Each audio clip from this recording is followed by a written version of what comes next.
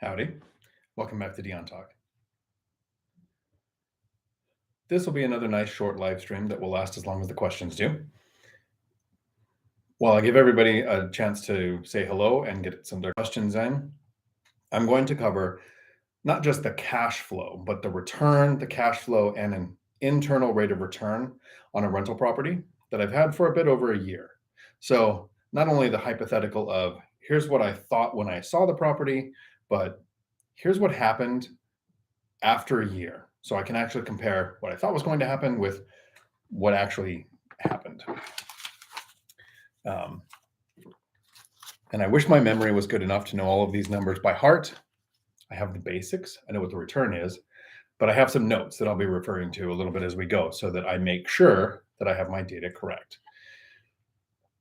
This was a property I found on the MLS. I used traditional lending, so it was a conventional loan. I did not house hack this property. It was purchased as an investment property. So I've used house hacking twice.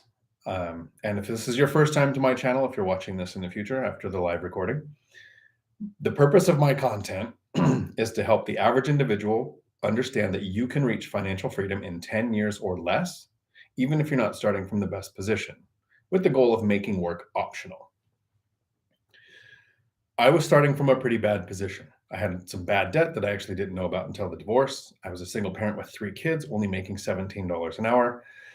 At about 6 years, I started to reach financial freedom, not financial independence, where I had as much money coming in as I used to make when I was a police officer. At about 8 years, it tripled it. And I'm at the 10-year mark now, and it's more than 4 times. The rental profit is more than 4 times what it cost me to live. So that's kind of the breakdown of coming from not a great position to a position that I'm hoping to bring as many of you to as I can. Because once work is optional, it's not that we're in the FIRE community with, financial independence, retire early. My goal is not to retire early. I'm not even sure I'm going to retire late. My goal was to make work optional, so I could choose to do whatever job I wanted without having to consider the money. I did this with buy and hold rental properties. If you found a deal, anything similar to the one that I'm talking about today, and I found a deal like it, I just contacted my agent and made an offer. So David, if you're watching, good luck. Hope you get a good commission. So these deals still exist. And the deal I found today is just about exactly the same return as the one that I'm going to cover today. So I'm hopeful. Still making offers, still looking for properties. If you found a deal like this every 2 years, you don't even need to do 4 or 5 deals a year. You don't need to have hundreds of units, but financial freedom happens with about 4 or 5 properties. So if you found a deal like the one I'm going to talk about every 2 years, in 10 years, you would have 5 of these. And let's see if the cash flow from 5 of those would change your life. I found a triplex. I call it a triplex because I like to buy properties that are 4 units or less. This keeps us in residential lending, which is 30-year fixed rate debt. And you can house hack, which is what I did in a duplex and a fourplex. House hacking is where you reduce or eliminate your housing expenses by either renting out rooms in your place or living in one unit of a duplex or a fourplex and renting out the other units. Basically getting rid of our largest expense, making reaching financial freedom a lot easier and a lot faster. The property that I'm talking about today, I didn't house hack. I saved up the money for the down payment. When I first started, this would have been difficult. My first purchase of a rental property, I did house hack because that lets you put down a smaller amount. Once you have a couple of rental properties, this thing starts to happen that I call the income snowball. Money coming in from cash flowing assets starts to add up so fast that my first properties were a little more than 2 years apart. The next one was a little less than 2 years. And as the income started to grow, the property purchases come down to about once every year. So I talk about getting to 5 properties within 10 years, buying one every other year. The first 4 or 6 years, it's probably going to be something like almost every 2 years you buy a property. The last 4 years, it speeds up a lot.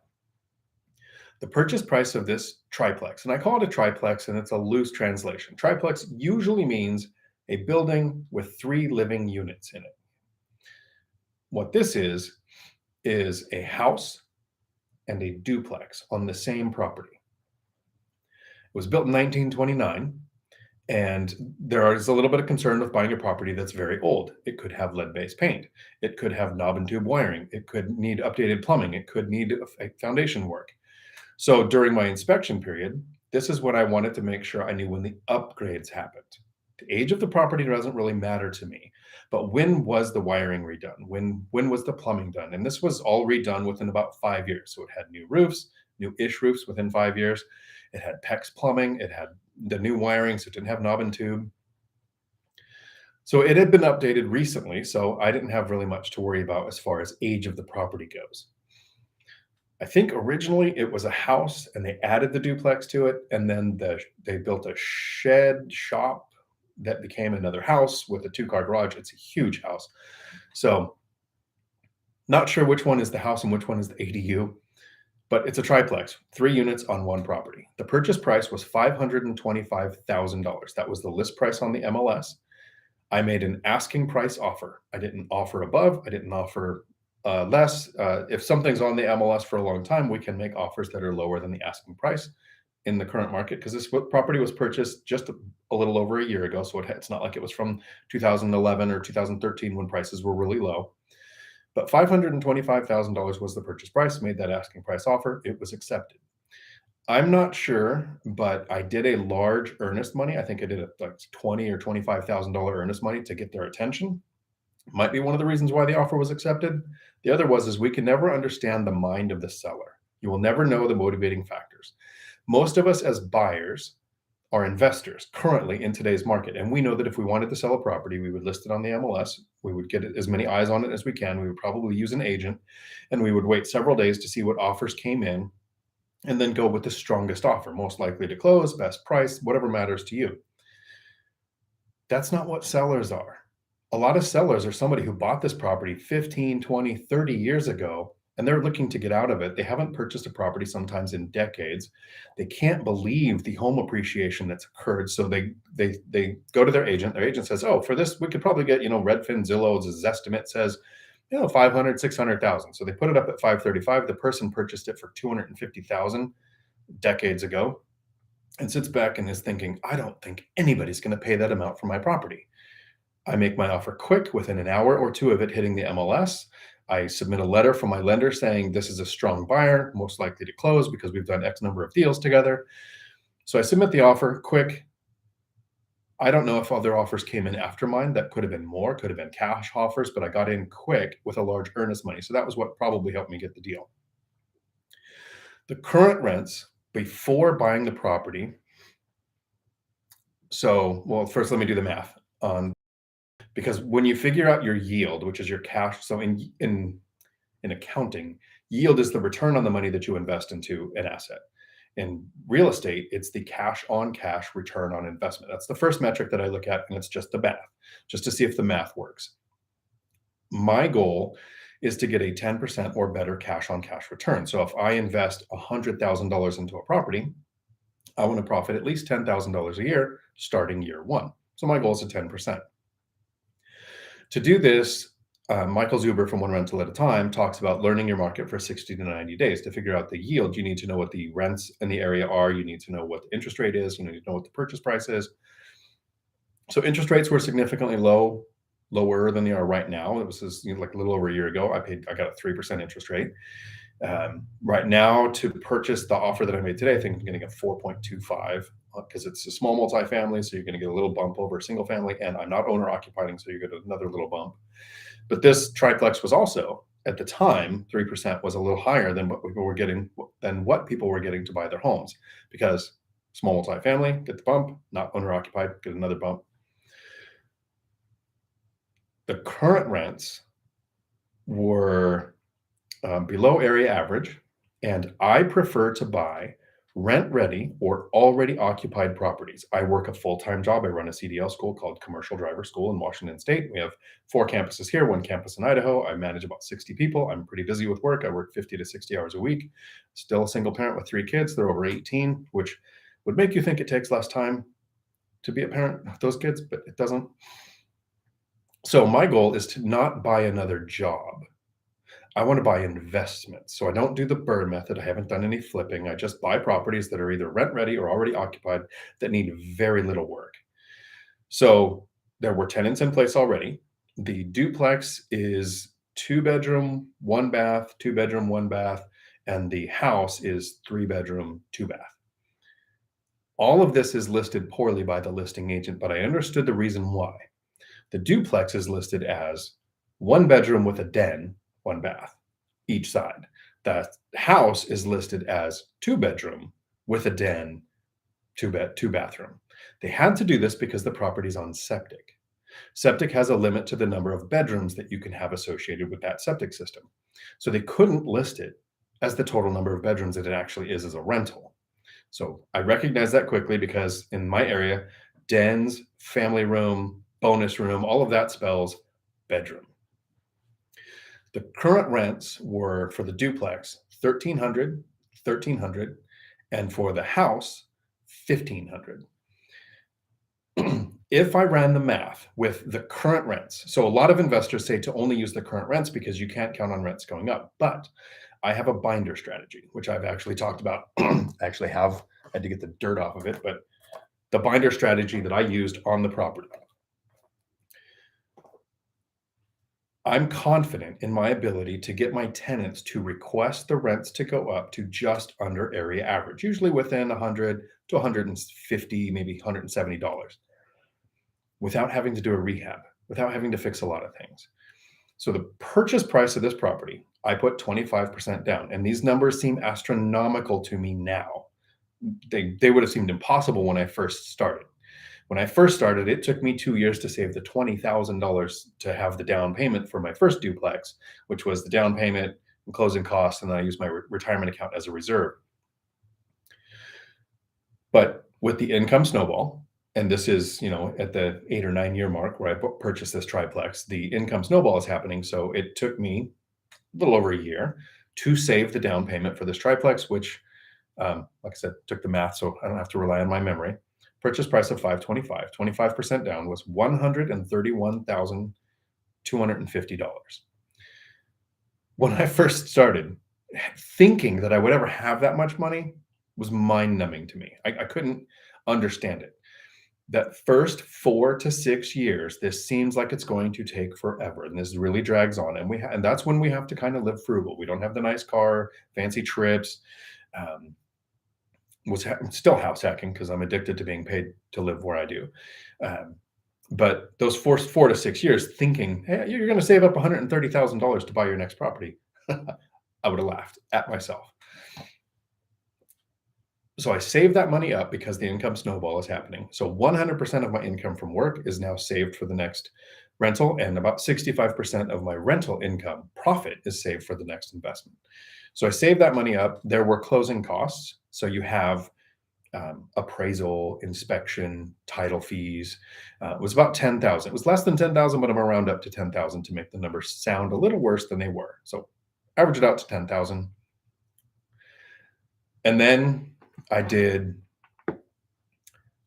$2,000 in repairs. And I actually did quite a bit less than $2,000 because the place didn't need anything. There was one door jamb that was a little weird, and I think it was either a baseboard heater or a cadet heater or something that didn't work, something really small.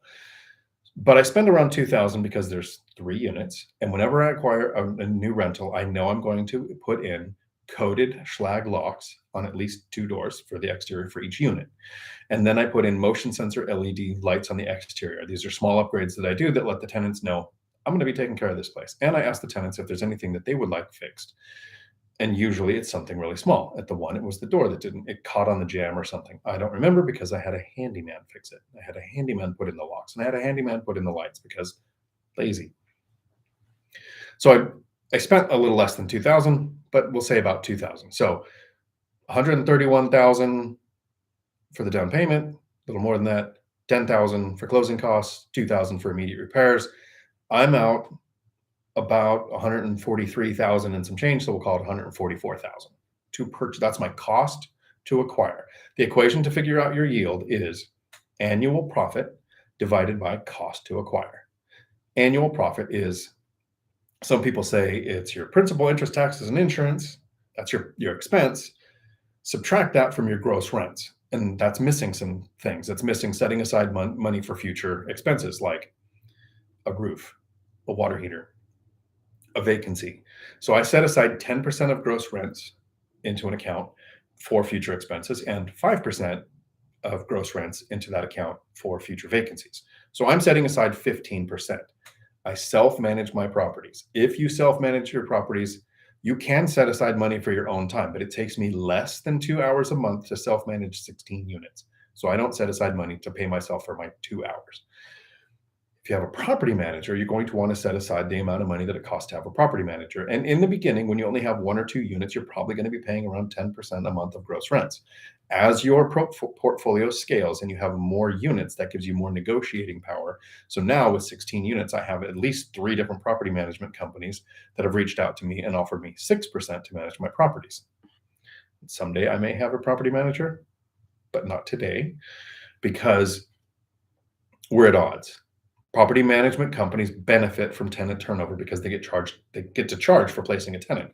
As an owner, tenant turnover is very expensive. I do everything I can to help limit tenant turnover. It's one of the reasons why the binder strategy works so well for me, is it keeps my tenants happy. My tenants are happy after asking me for sometimes a couple of $100 increase to their monthly rent. So your annual profit is gross rents minus principal, interest, taxes, and insurance, minus, for me, the 15% that I set aside for repairs and maintenance.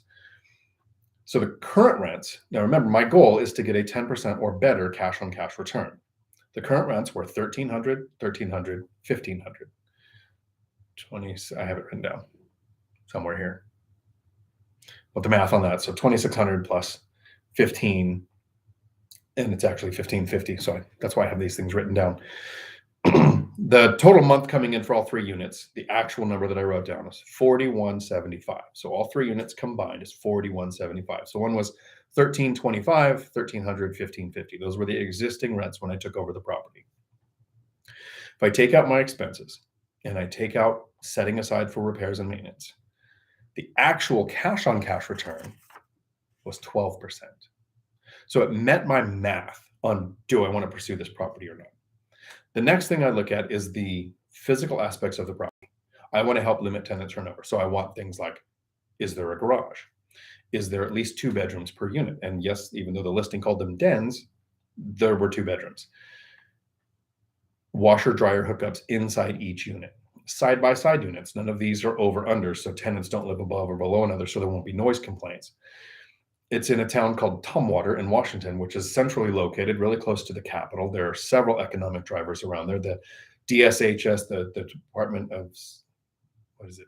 DSHS, Division of Social and Health Services, probably. L&I, Labor and Industries, is there. There's a lot of state agencies that work there. The capital is 15-minute drive away.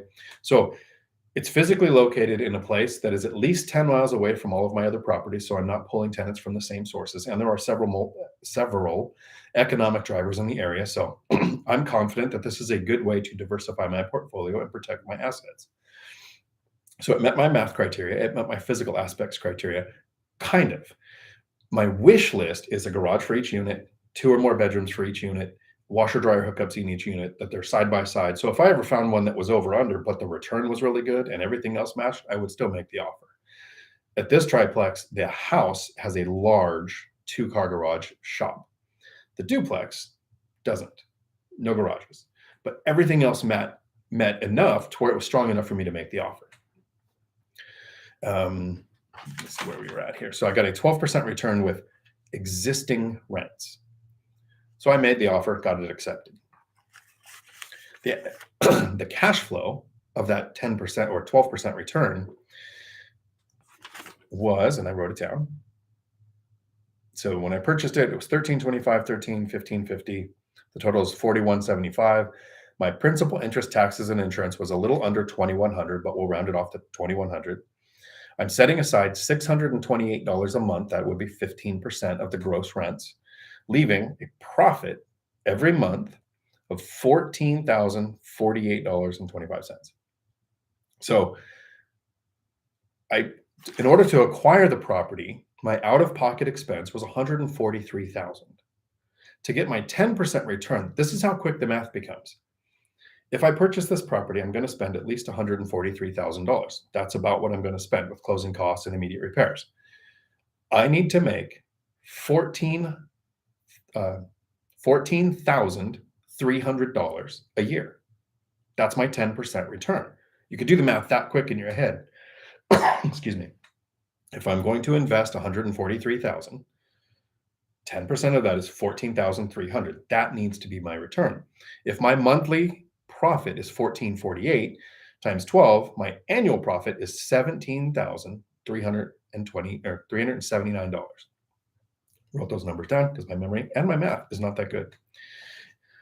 So that's where I get the 12% return. The profit every month added up over the year after setting aside for repairs and vacancy and after paying principal, interest, and taxes and insurance is enough to where the profit, and the really cool thing, one of the main reasons why investing in real estate is one of my favorite things, is because of depreciation and write-offs. In 10 years, I have never paid a penny on income tax on rental profit. I will someday, but I haven't yet. Legally, there is incentive tax programs that help investors buy properties to incentivize us to buy more because we need housing, and I'm going to take care of these places and fix the roof when it needs to happen and replace the windows when they go out, take care of the properties so that people can have a place to live. So they give us tax incentives. So that's what the property looked like at purchase. The cash flow is a 12% return. It was $1,448 a month in my pocket as profit. And I'm setting aside $628 a month into an account that is used for repairs and maintenance. And that account for me, when I first started, when I had 7 units or less, used to go up to 10,000.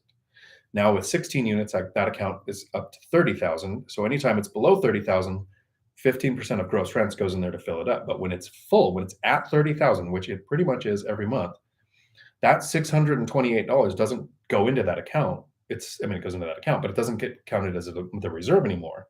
It goes into the investing fund, part of that income snowball. So while I'm getting a 12% return, the actual cash flow coming in is the 1448 and the 628, unless there's an expense.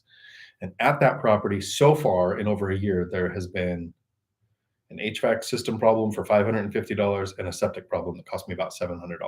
So I have come nowhere as close to spending the $628 a month over that year on the problems with that property. So that's not profit that I would live on and add to my lifestyle because I might need that for the property, but it does go into the investing for the next asset to help speed up that process. I then use the binder method. I wait at least 2 months. This gives me time to put in the coated locks and time to change out the LED lights. It also shows the tenants because I asked if there was anything they wanted fixed. And I think that's how I found out about the heating thing. And they know I'm going to take care of the place. So when I come 2 months later, now I know they pay their rent on time. They don't call me for super trivial things. I haven't had any noise complaints. So I know these are tenants I want to keep. Now I do the binder strategy. So I make a binder, which has a picture of the property on the front of it. It has the really cool thing with this is the front of the binder is right off of Redfin or Zillow or something that shows the property, because this is something the tenants can have access to as well. I paid right here $525,000 November 20th, 2020. That's when the sale happened.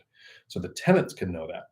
Then above that is the Redfin or the Zillow estimate. So Redfin says, even though I paid $525 November 2020, a little over a year ago, so 2 months over a year ago now, it's current value because of appreciation. In most places, we've seen 19% appreciation. In Seattle, which is not where I'm at, we saw 30%. So the appreciation in my area puts the current Zestimate or Redfin estimate, which is never accurate, at $706,000. So the tenants see that the value currently is what I paid and whatever the estimate was when we had the binder talk. Wow, that's a lot of appreciation. I should buy some more properties. I need to make some offers. The taxes increase because I purchased a property which made a factual event that the county tax assessor gets to use to set the taxes. So my tax expense is going to go up. I go to the tenants and I get to say, here are the properties in your area with a map off of apartments.com or any of the other sources of finding tenants, what they rent for. For the 2 bedrooms, the area average there's a bunch for 1,600, 1,550, 1,575, 1,600. So the area average rents at the time I did the binder, 2 months after purchasing it, they were at 13. The area average was 16-ish. There were some at the 2,000 range, but those were usually houses that looked really a lot more Class B or Class A than my Class C neighborhood. So the tenants kind of understand that my best financial decision would be have the tenants move out, replace the flooring, paint, fix anything else that I need to upgrade, and rent it out to somebody new at 16 or maybe 1650 because it's now been updated. So I can get a $300 a month increase by spending $7,000 to $10,000, maybe less, maybe $5,000 to $10,000 somewhere in there to have a tenant flip, and the time and the energy that it takes to do that. Lazy. I give the binder to the tenants and I ask, what do you think is fair? They're paying 13. The current area average is around 16. Both sides are now at 15. Those tenants asked for a $200 a month increase. And the first one that asked for 200, they're going to talk. I generally will say in the second binder what the first tenant did so that we end up at the same number. So if they ever talk, since they're basically identical units, they know one of them is not getting taken advantage of. So they both went to 15. The house area average, I think at the time was 1950, 2000. They went to 1800. So rents now 15, 15, 18 instead of 13, 13, 15. At tenants' request, happy tenants who asked for that increase. The current rents are 4,800. Principal, interest, taxes, and insurance stayed the same, the 2,100-ish, because they haven't adjusted much. I'm now setting aside $720 a month because it's part of gross rents instead of the $628 it was before. So my monthly profit now is $1,980. Because I made a binder and I went and I had 3 maybe 20-minute conversations, so 20, 40, 60, an hour's worth of work. Instead of 14 something, I'm now making 19. So that's a $500 a month increase to my income net, because that doesn't increase my expenses. That doesn't increase what it's going to cost to manage those properties, but it does help me save money for future expenses. I will be able to take better care of the property in the future. This gives me purchase price was still the same, $143,000. Monthly profit $1,980. So annual profit is $23,760 with a cash on cash return of like this far, 16.9998, 17% cash on cash return. Purchased with the ability to make a 12% cash on cash return. Binder strategy gets me a 17. Most of my deals I purchase that get around a 6 to 8%, and the binder gets me my 10 to 12%. So this was one of my better deals, and done during the pandemic. So that is the cash on cash and the cash flow. And then the last thing that I want to cover on this information on the cash flow on an actual rental property with a year's worth of data is something called an internal rate of return. When we purchase something, it's not very easy. It's easier to predict the next year's cash flow, because that 12 and 17 are pretty accurate. The thing that we always leave out, because it's a little too good to be true, I collected rents the first month that I owned the property. I collected part of rents that from November 20th to the end of the month, because that is prorated for that month, right?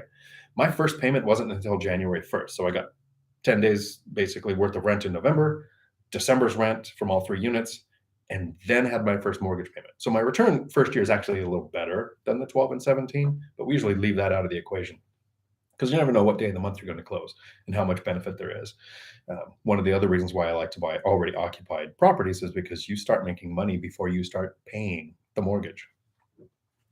But an internal rate of return, so we can project cash flow a little easier because we can look up the area average rents and we can estimate really closely what our mortgage is going to be. So estimating that is not that hard, and it gets easier the more you do it.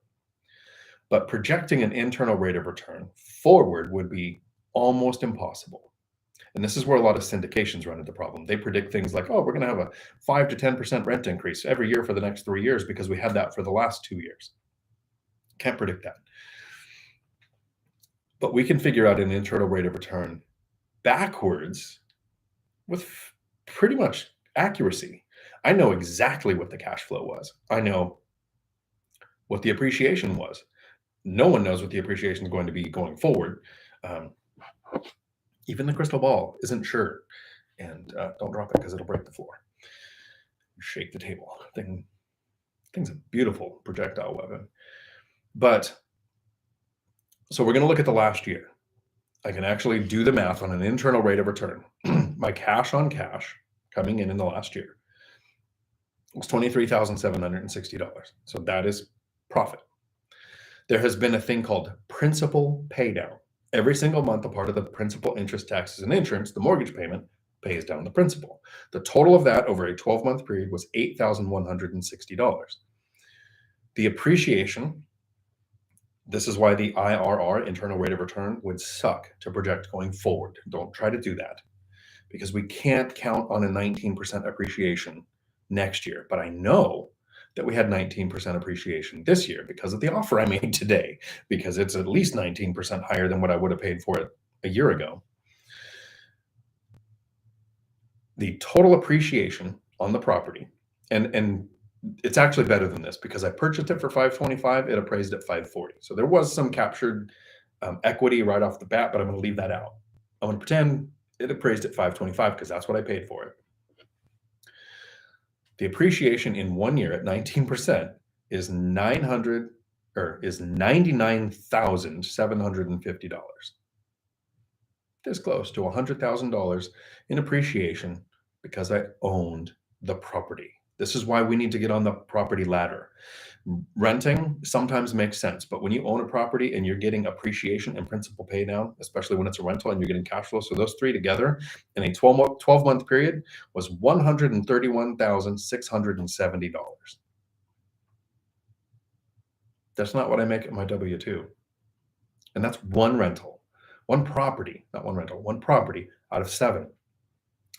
A 91% return on what it cost me to acquire the property. If I went to sell, there would be agent fees. And since it's a rental, there would be capital gains tax unless I did a 1031.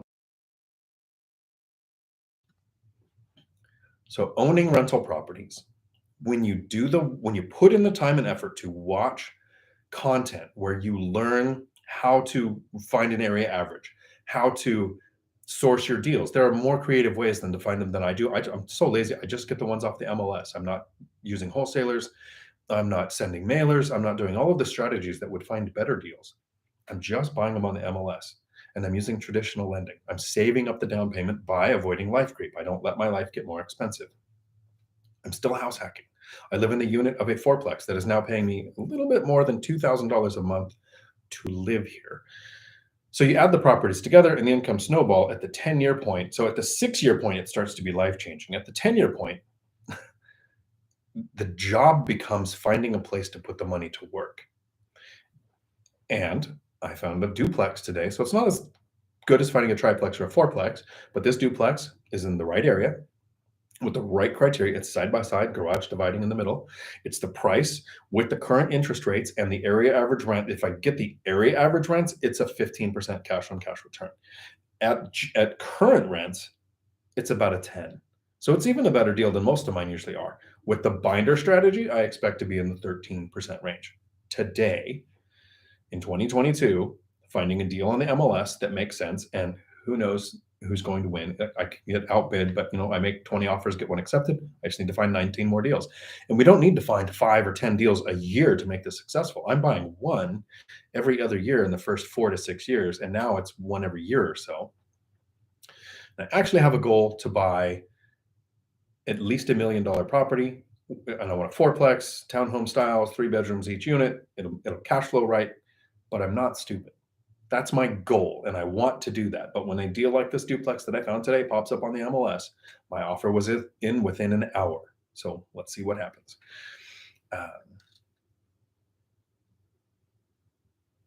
Yeah, I think that covers everything. I will probably take that out at some point and probably make it a side video on its own. So don't leave, but I'm going to give an outro. Until my next video, thanks for coming to my Dion Talk. The number you have called is still in service because we're still here. Let me go up here and say hello to everybody and get to some questions. I saw that there was a question before I started today. That is awesome, and I appreciate that. So going forward, when I put the live stream up, if somebody wants to go in and type in a comment and say, hey, here's the question, that will give me something, because I know a lot about real estate. I don't know everything. I am still learning, just like you guys. I watch Michael Zuber's content. I watch Matt the Lumberjack Landlord's content. I watch Chandler David Smith's content. I'm still learning too. So sometimes you might ask a question where it would be better if I had a little bit of time to look up a good answer and not just one that is in my subconscious. So Million Dillabo, howdy. And I read the questions out loud because right now in a live stream, most of us hopefully maybe are watching the stream. But in the future, these live streams end up being a bit long, so people will listen to them and not watch. So I read the comments. Million Dillabo, how do you remediate smoke from rental property? How do you calculate steps to remediate smoke? Replace carpet, duct tape, etc. So cigarette smell is really bad in rentals, and it's actually kind of common. Most tenants who smoke, who has it in their lease where they won't, are going to smoke. And many do it by the window, and they think that you can't smell, but that actually makes it worse because the air takes it all over the whole house. The fourplex that I'm in, the unit that I'm in, had to be remediated. There were heavy smokers here before.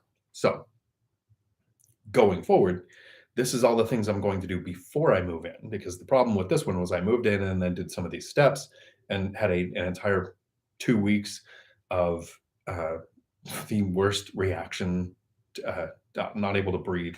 So this all happens before moving in going forward. First is to remove everything related with the windows. Get rid of anything if there were curtains there, take out blinds, take out the screens, because the screens hold the scent.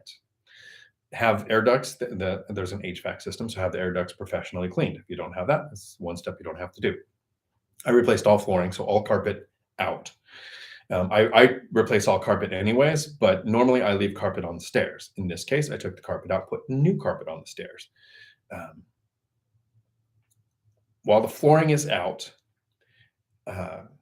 there was a solution of vinegar, I think it was white vinegar technically, and diluted into a bucket, wash the walls, wash the edges of the flooring, wash the ceilings, basically wash everything with a vinegar solution. Professionally clean the vents and get an ozone machine, rent one, and you're going to need it for at least 2 days. I ended up doing it longer than that. Kills paint everything, including flooring. White kills paint, ceiling, walls, flooring, everything, kind of like a base coat. Sacrifice a goat. That's about the stage. So you're about 4 steps in when you have to sacrifice the goat, because it just doesn't work if you don't do that. I know a good guy if you don't have a goat. Then paint. I did new screens. There's probably a way to wash screens, but cigarette smell just coats it. So new screens, new blinds. Was there anything else? I did the ozone machine twice because it didn't really take the first time. So that was smoke remediation. At minimum 4 days. I did it over 2 weeks because I was doing kind of a live-in bird to the, not a bird because I didn't refinance, live-in rehab while I was there to get the smoke out. Never again. Not where I live. CJ, howdy. I believe he uses O2 machine. Most people do this, yes. I'm a fid. Howdy. Dawn May, howdy, and howdy to everybody. Jones O, howdy, like it. Pallavi, howdy. And good evening, everyone. Tiffany, howdy from Nashville. Howdy. Julie Anderson, howdy. Curmudgeon, meowdy. Hey, you made it. Awesome. Thanks. I think you've literally left a comment on almost every video that I have this last weekend. I appreciate each one of those videos, or each one of those comments. And thanks for coming to the live stream. Dromo22, howdy. Just wondering if you've ever done cash out refis on any of your properties to reinvest in new property. Thanks. David from Los Angeles. I have not. Matt the Lumberjack Landlord and Michael Zuber's portfolios are multiples the size of mine. I have 16 units. They're both above 100. I think Michael Zuber's approaching 200. Their goal is to grow a massive rental portfolio, and I respect them for it. And I learned from both of them. My goal was to make work optional.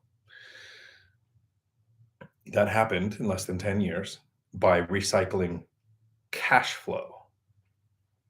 As the rental profit came in, I didn't increase my lifestyle. I didn't get it for several years. I did eventually. I didn't get the nicer vehicles. I didn't take the trips. I kept reinvesting every penny of cash flow that came in towards the investing for the next property until the income snowball kicked in. It would have went faster to acquire properties if I recycled capital. That's what that's called when you do a home equity line of credit or a cash out refinance. My goal is to put money into a property. It's still there. It's still mine. I can do a home equity line of credit, cash out refinance. I can sell to get that money. But while the money's in the property and it's producing a 10% or better, my overall average now with all my properties is just above a 20% cash on cash return, because the beauty of real estate is rents go up, mortgage stays the same-ish. Taxes and insurance can go up a little bit every year, but not as much as rents do, especially when you have something like the binder strategy. So I have a paid off property. My one single family house is paid off, and I have considered doing a home equity line of credit or a cash out refinance to take the funds out and put it to work somewhere else. The first question to ask is always, do I have a place to put the money to work that is better than what it's performing in the property? That is a paid off house that is cash flowing. Well, it's not cash flowing. The rent is $2,200 and it's paid off. So I've got taxes, insurance, repairs, and vacancy. So money is being set aside. But that's really good cash flow. If I take out a home equity line of credit or a cash out refinance, yes, I will have capital to deploy. If the return at the new property or new asset is good enough to justify a return, it has to also compensate for the expense on the existing asset. So, for example, I recently did a video with Pasha. He has 15 units in 2 years. He is recycling capital. His cash flow with 15 units is the same as mine was at 7 units. He is going to gain much more appreciation, much more equity, because he's also converting garages into living areas. So he's going to have a much better looking portfolio going forward. He's going to grow a machine like Michael Zuber and Matt the Lumberjack Landlord have. I get it. Props to him. Total respect. Not my goal. My goal was cash flow to replace all of my living expenses, and maybe one day, but not today, make enough money to go on a date. I have to save for a while. But that's my goal. And so I'm adding a property every year, every other year, every 6 months, however long it takes to save up the money and put it back to work. So different goals for different people. And currently, I'm saving up money because of the income snowball to where it almost makes sense to take out a cash out refinance, put the money together, and look for that next bigger property, but I'm not finding them. I found a duplex. So I have a place to put my money to work. So I haven't done that yet. Your goals, your current situation, your equity position, I wouldn't want to do that if it put me above 70% leveraged. I want to maintain always at least a 30% equity position in case there's some massive catastrophe and you have to sell your properties for whatever the reason is, and they dropped up, a good percentage. I'm not going to have to write a check to walk away from properties. So I want to maintain that equity position. Rents could drop 30, 40%, and I would still be cash flow positive. So I like to protect my assets by maintaining a good equity position. Stony Creek Soft Wash. Howdy. Messing with me, taking a message back. I'll never know. I'm going to wonder all night what you said. Martin. Howdy. Ronald Zion Rosaboro. Howdy. There we go. Stormy Creek. Howdy. Good evening. So you put your message back. Angelina. Howdy. Hi. When do you shop for lenders? Do you do it before putting an offer on a property? So the order of operations, talking to a lender happens way before talking to an agent or having auto searches or even finding a property. So yes, I'd talk to the lender first. First step is learn how to save, learn how to live on less than what it costs you to live. Second step is to work on your credit score with a goal of 740 or higher so you can get the best rates. Third step is talk to a lender, finding out what your options are. How much does your debt to income, your work history, your credit score as a combination allow you to borrow up to? So you talk to the lender first. I usually start with a larger lender like Bank of America, Wells Fargo, one of the ones that has the most standardized criteria, because whatever they'll agree to, most lenders will agree to that. You might find a smaller lender or a lender brokerage like Guild Mortgage or Fairway Mortgage that will lend more because of whatever their reason is, and then other lenders can't match it. So if you start with a standardized one, Wells Fargo, Bank of America, this is how much I can borrow, this is what the rate would be, make your offers on properties after you talk to your agent, because that's the next step in the order of operations, set up your auto searches. You see the property, you make the offer. If the second I have an offer accepted, that's when I call at least 3 other lenders or email. And I say, I'm after this property in this county, I have this offer accepted. Here's what the bank is offering me. The rates, the buy down price to get the better rate, whatever the rate is, can you beat it?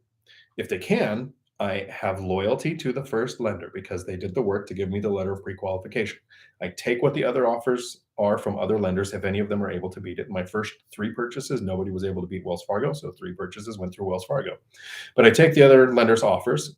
Fairway Mortgage was eventually able to beat Wells Fargo. So my next 2 purchases and a cash out, or not refinance, a non-cash out refi, I did 2 refis, just rate and term, went through Fairway. I take that back to the bank and I give them a chance to keep my business. If they can't beat it, I go with the other lender. So that's the order of operations for lending. I hope that helps. Curmudgeon, hi Dion, howdy again. I'm wondering how you decide between refi or Heloc. So I have a video on my channel called Cash Out Refi or Home Equity Line of Credit. It's one of my versus videos, which are my favorite to make, but most people don't tend to like them because, like I said, people listen to YouTube. And if you have the same, it's weird. Those guys have like the same exact sounding voice, hard to tell them apart, so you don't know who's talking unless you're watching the screen. Home equity line of credit for me, can you repay it off quickly because you have an adjustable rate? I don't like adjustable rate anything. That's why I go with 4 units or less. And is it a funding source that you're going to want to reuse? Because as the amount is paid down, the money is usable again like a credit card. The refi makes more sense because if you want fixed rate debt, especially if you have an existing mortgage and the new refinance is going to replace that mortgage with a better interest rate and give you the money that you're taking out to put to work. Haven't done either, but when I do use either, that's going to be the criteria is, am I going to be able to pay this off quickly, year or 2, maybe 3, or is it going to be something I'm going to sell to pay it off? And do I have an existing mortgage I want to replace? Caution with the home equity line of credit, and this is with any line of credit. This happened to Matt, the lumberjack landlord, and I hope to get the numbers even close. He had a $75,000 line of credit. Could have been a home equity line, could have been a line of credit. I don't know what type of loan it was, but he had $75,000 he could borrow. He took out $25,000 and used it. So he had $50,000 remaining. That put him at a 33%, 1/3 credit utilization for that loan. At some point, lenders can, for any reason whatsoever, the wind blows the wrong way, they don't like anything that's going on in the lending world, they can cancel and close down lines of credit. Wells Fargo did it last year, or home equity lines of credit. It doesn't mean they close it and you now immediately have to pay back the $25,000. It's not that bad. It's just all of a sudden you lose access to the $50,000 above that. So if you could take 75, but you have 25 and it goes away, the negative is that $25,000 loan is now a $25,000 loan of a $25,000 that you can borrow, making it a 100% credit utilization for that loan, which can impact your credit score. So again, there's a bunch of factors to consider there, and your unique situation and what you plan on doing with the funding is going to tell you which way to go. They're both useful and they're both dangerous. So. Jason Howell, howdy. Just wanted to thank you, Dion. I purchased a duplex in November. Congratulations. Awesome. Thought we couldn't buy any properties anymore. November last year, it was everything cost too much, right? I just used your binder strategy. The tenants raised their own rents 18%, $100, $180, and 26%, $230. Still about $150 under market. So $150 under market, but you got $180 increase here and a $230 increase here. At the tenant's request, your tenants are happy. You're not dealing with a tenant turnover. You don't have gap months where you have to do the rehab, advertise, and that's awesome. Congratulations. And your tenants are happy. They actually have the knowledge of, wow, that's what rents are. I might not have even been paying attention. And what tenant gets to be involved in the conversation to set their rents? So that's awesome. Thank you for coming to the channel. Glad it worked. Danny Gates. Howdy. Same question as curmudgeon. I'm scared of a Heloc knowing the rate can change. Yeah, absolutely. That's that adjustable rate. That adjustable rates and loan reevaluation periods are the main reasons I haven't done commercial lending. And when I get to 10 mortgages in my name, I'm at 6 right now, about to add a 7th if this deal goes through. That's really hopeful for a guy who just made an offer today. I have three left. And once I get to 10, I don't know if I'm going to switch to commercial lending, because then I have the portfolio to handle the size of rate changing on one property. Or am I just going to focus cash flow, pay off a mortgage, save up the money, and rinse and repeat, or stop buying? I don't want to have thousands of units. I want to have enough units to where I can live whatever lifestyle I'm comfortable with. And it doesn't take that many to do that. It was literally 2 or 3 properties ago that put me where I wanted to be. Julie Anderson, you are a bit blurry. But probably makes me look better. I like it. That's not good. I think my camera? No, my camera's clean. Larry Chong, howdy. When assigning your buy box to your realtors, do you include and emphasize tenant occupied? If not, do you prefer search criteria like almost rent ready or similar verbiage? I don't. I don't have the criteria of unoccupied in my search, so I see all the ones that are occupied. I know some investors who, I do have things like no HOA. If there's an HOA, I don't even want to look at it. What else do I have? No short sales, no foreclosures. I don't like to tie up earnest money or make offers that are going to take months and months or whatever to figure out. I want to make the dopamine hit. If I made the offer today, it's accepted tomorrow. Tomorrow I'm ordering the appraisal and the inspection, and like that's the timeline that I'm looking at. So I don't include special verbiage to say rent ready or already occupied, but I don't include verbiage that says bring your tools. Like those aren't the ones I want to look at.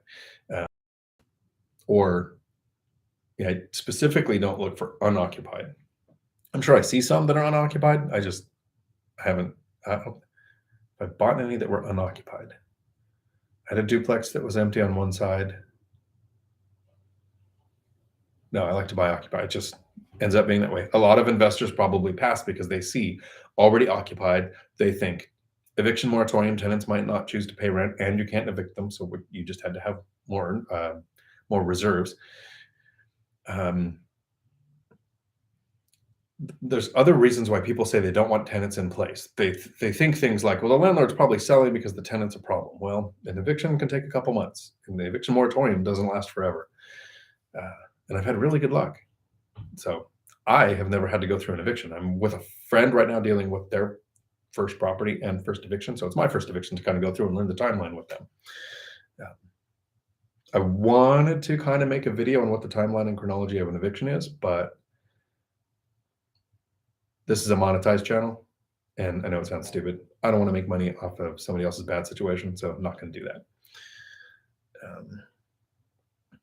Angelina, what are the most repairs updates you have done on a new property? Flooring is the biggest expense that usually I make a call, and that could be a couple $3,000, $4,000 in materials, depending on the size of the place. That's the biggest reno that I've done. And I have a couple places that had carpet when I purchased them, but the carpet was like within the last year or so.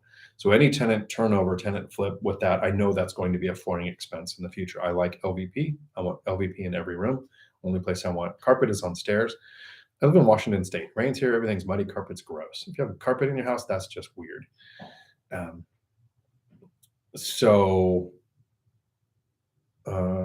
Garage door, I had a garage door replaced. That was like $2,000.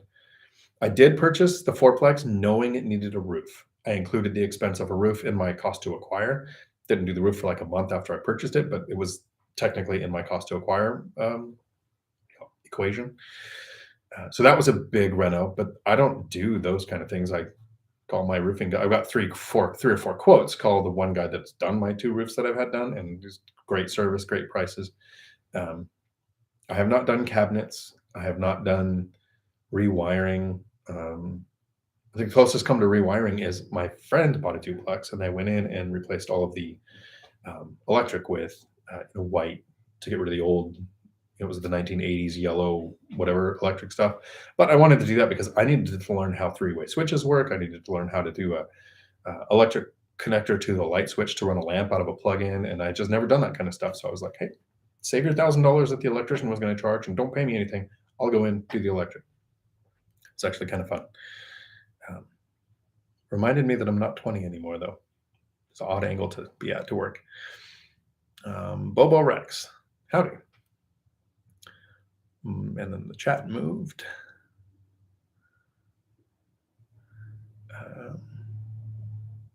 And I lost it. I'm sorry.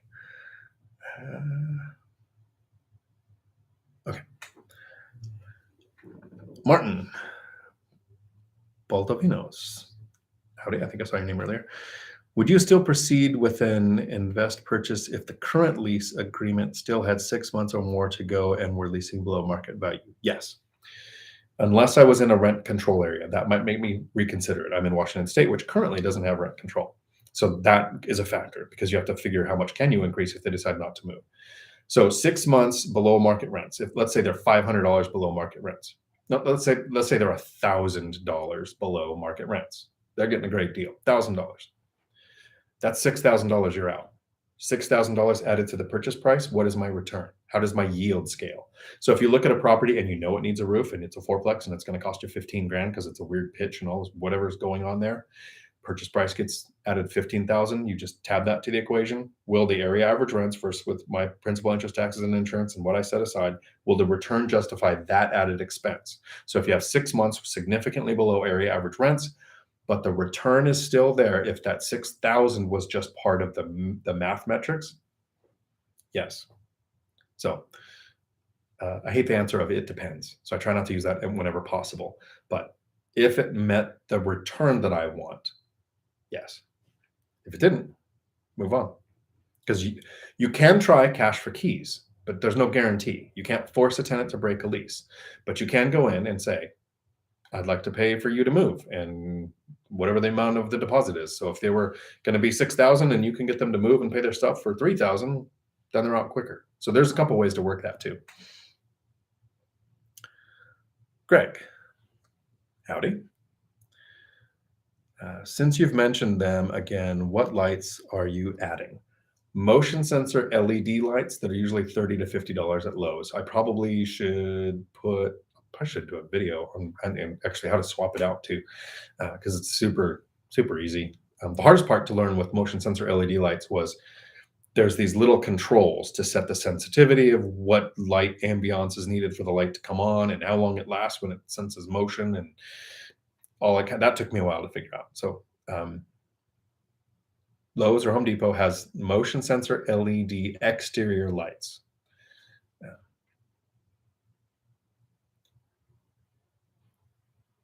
Chanel, howdy. Good afternoon.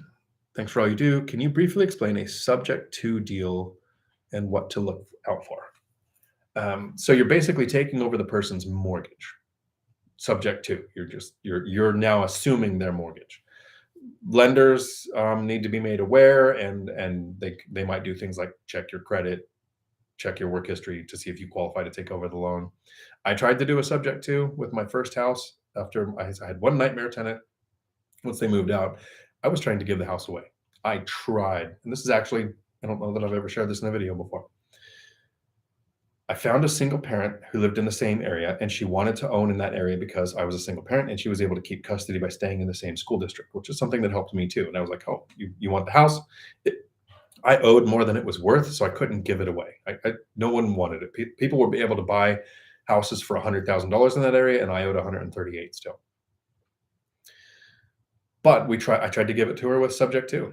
I had a friend who was an agent who wrote up the contract, and I took him out to dinner at El Gaucho's to pay him because he didn't even charge anything for it, so he was a good friend.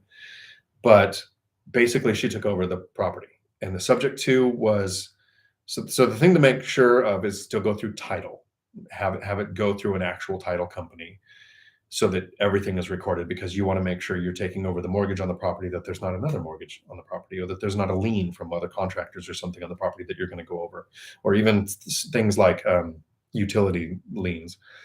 Um, so I tried to give her the property, and basically she moved in and she was paying the exact mortgage, and then I was paying the mortgage. Well, her lender said, if, or the lender, however she talked to it, if she made 12 payments, the house was hers. And she got to 10 payments and lost one of her jobs.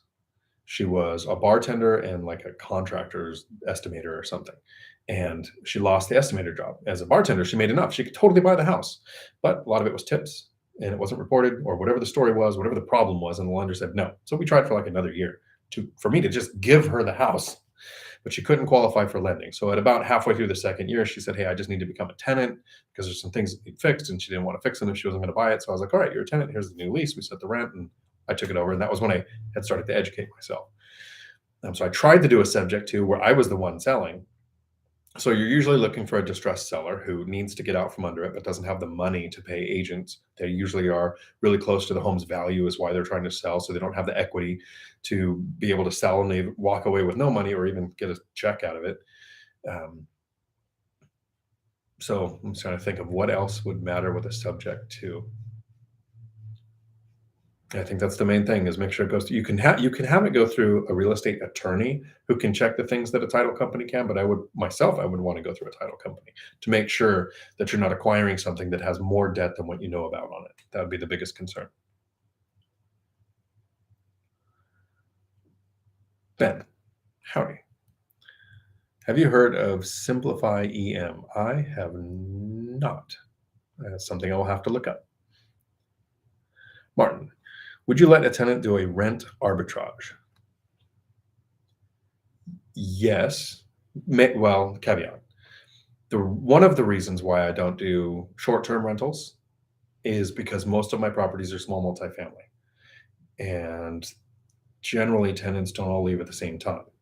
So I'm hoping that because I guess I technically have two single family houses. One's part of the triplex though, that I talked about in this video. But if there's ever empty, I'll do short term to try it out. But I don't want to do short term tenants next to long term tenants in my small multifamily. Probably would work fine, just don't want to do it. So it would have to be in one of the houses, and I would have to be getting more rent than standard, because the excessive use of the property is going to make, yeah. So I would do arbitrage. I probably would get more than what I would normally get for rent.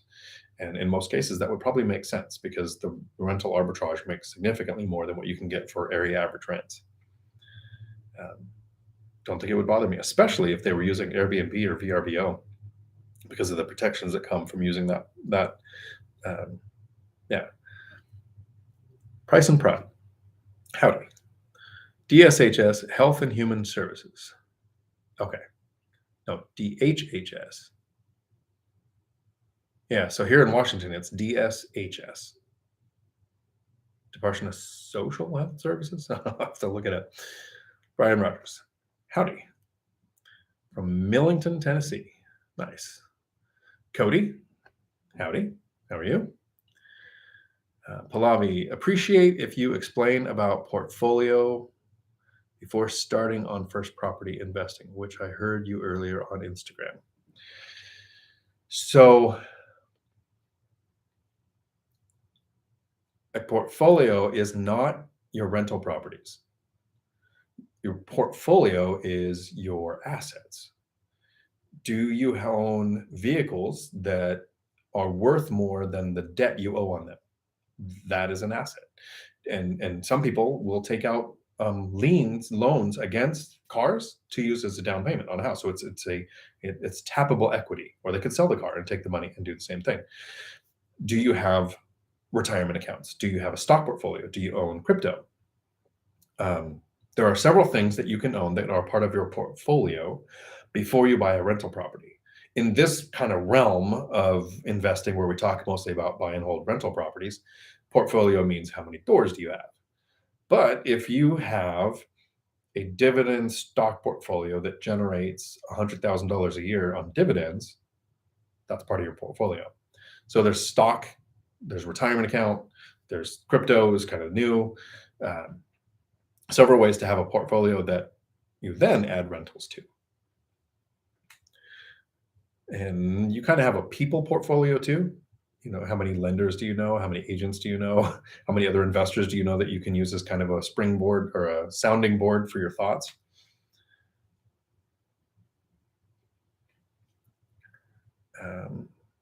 Price and pride. A duplex I want in Seattle in fixer condition costs over $900,000. If the duplex in Seattle was free, I would not own it. Still wouldn't own it. Owning rental properties in Seattle, to me, I think I'd own crypto first. No thanks. So expand your circle out maybe to where you get outside of the insane laws of the socialist capital of the United States, Seattle. Julie, I love it when Dion realizes he's made a ton of money in equity.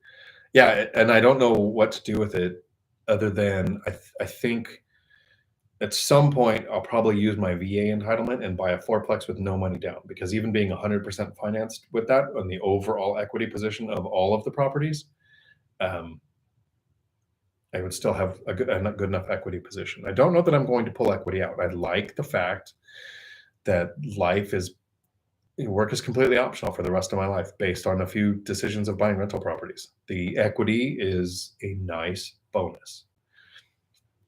Curmudgeon, do you qualify as a real estate professional for tax purposes or material or active participation? If not, no. I am just as ripped off as everyone else is by the taxes on my W-2 income.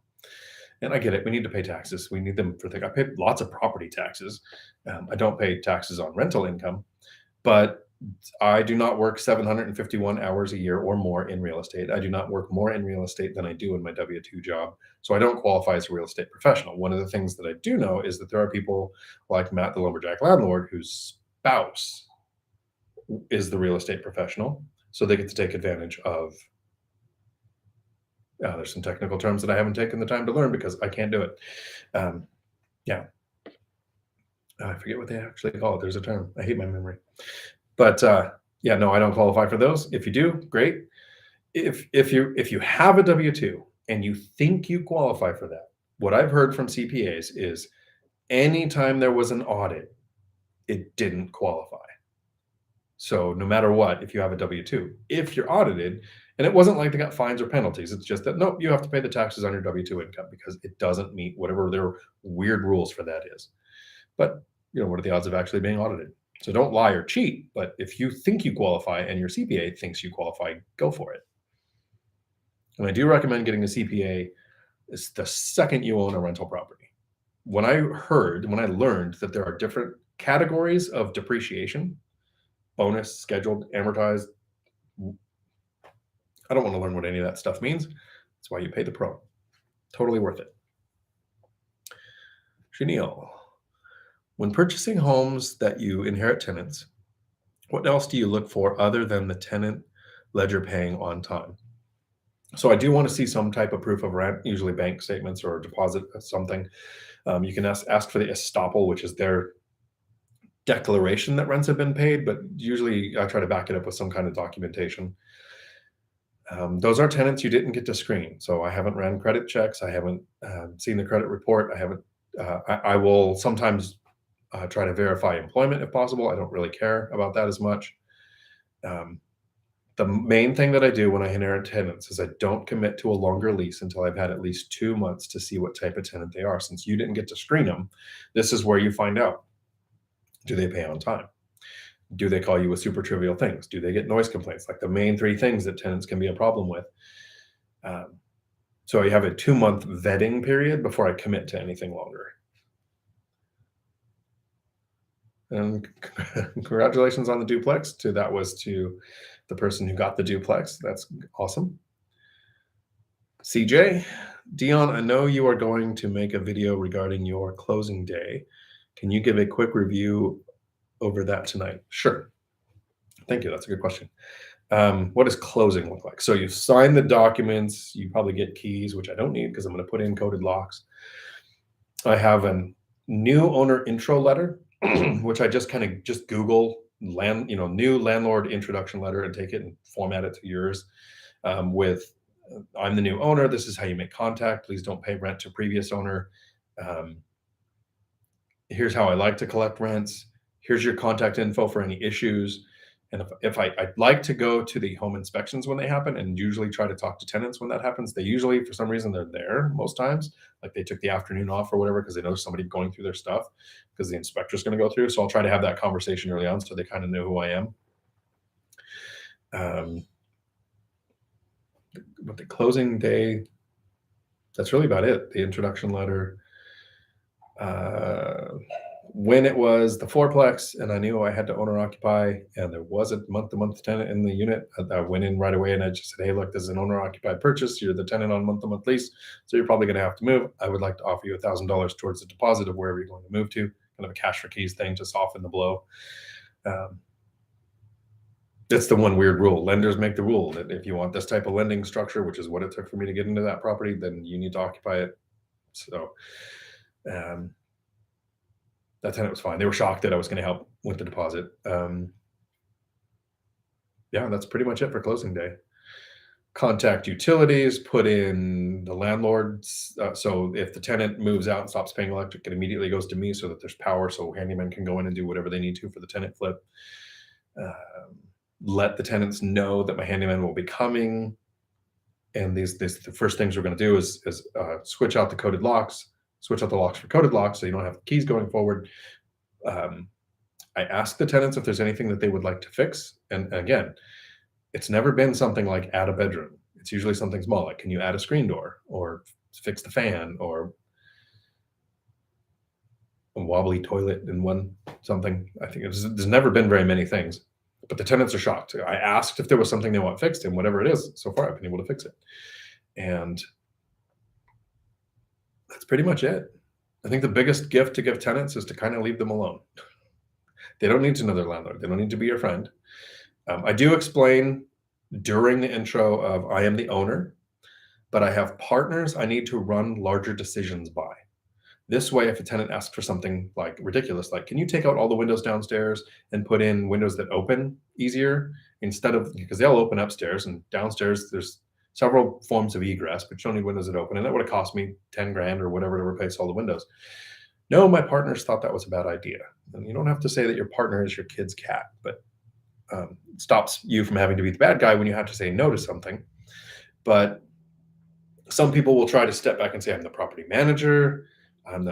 It's very easy to find out who owns a property. So if you have a tech savvy tenant who can go to the county records or just look up county records or see whenever recordings happened, I would never want to get caught in a lie. So I have partners I check, and I do. If I've got people who've been investing much longer than me that I consider partners, and I would go, hey, Michael Zuber, tenant asked me to do this. Have you ever had that before? This is the weirdest request I've ever had. What would you say?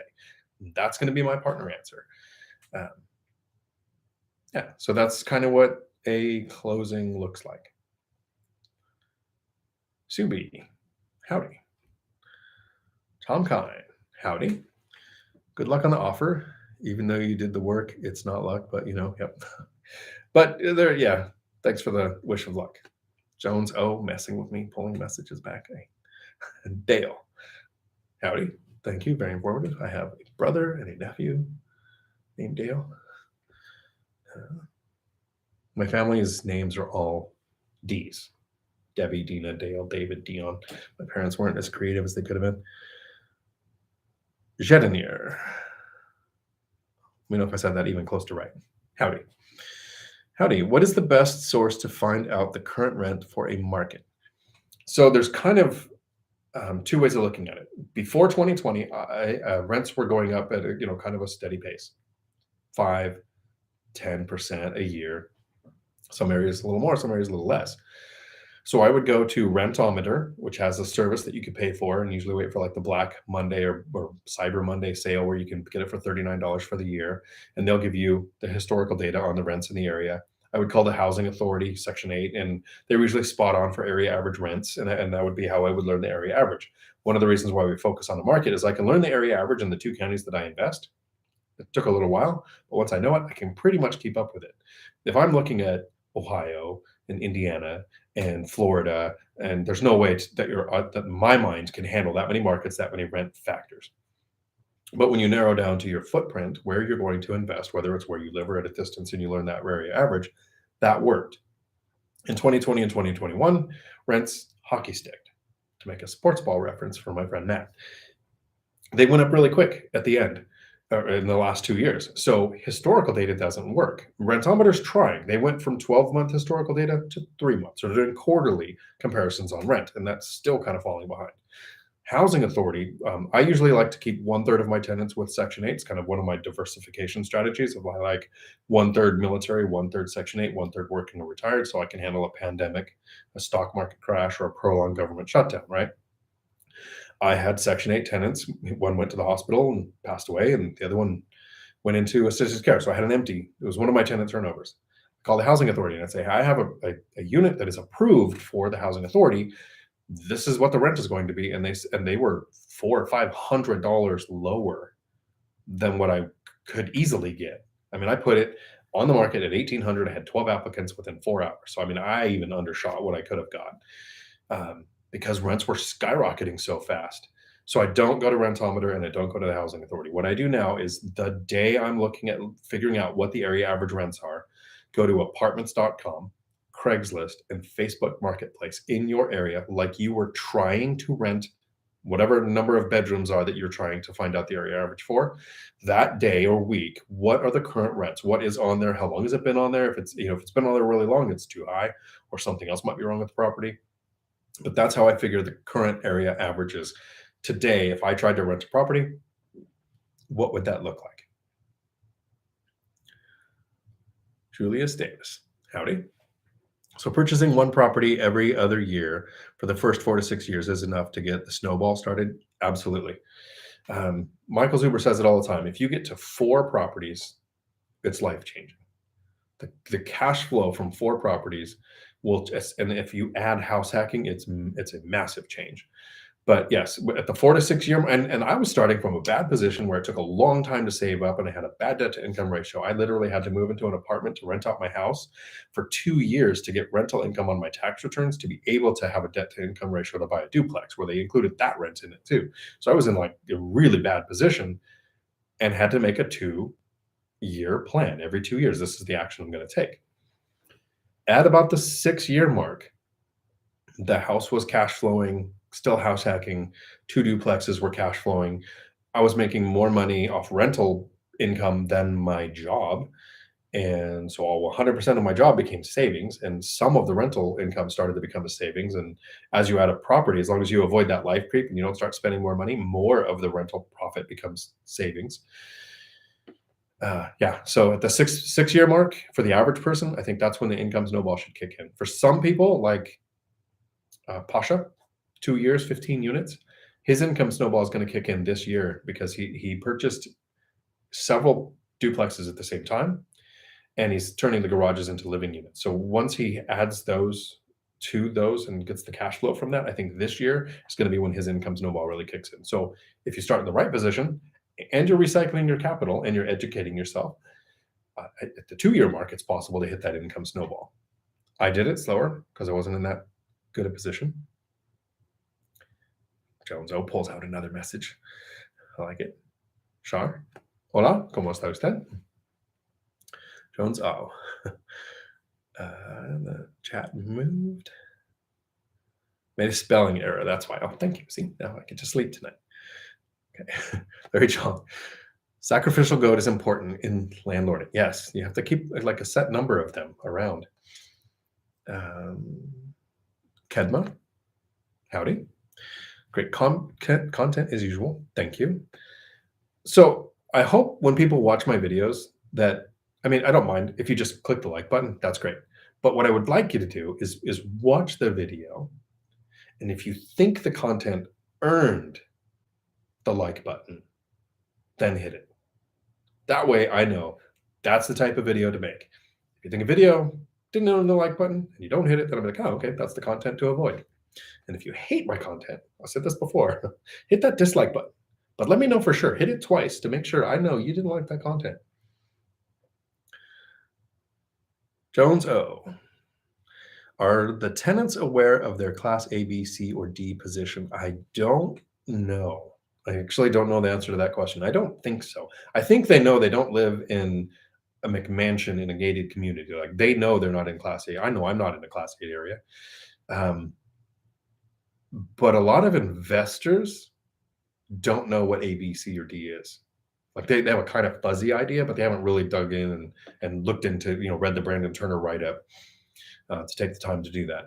It's more of an ethereal, this is kind of the range I like to invest in. I prefer class C. I think in an economic downturn, more people from A or B will move to C, so I'll have more demand for my units. I know that if 1 or 2 units stop paying rents, it's easier for me to cover a $1,400 to $2,000 rent than it would be a $6,000 rent. So it's the area that I prefer to be in, but I don't know that the tenants think that way. Jimena, hi Dion, good luck on the offer. Hola mija, thank you. Jones O, question. What actions will you take if one day a tenant turns down the binder method? Well, then I would tell them we're not renewing their lease. The reason I would be doing a binder method is because it logically doesn't make sense for them to be paying the rent that they are currently. I would never do the binder. Several years with tenants that were existing, I would do a 5% increase every other year because that's what made sense.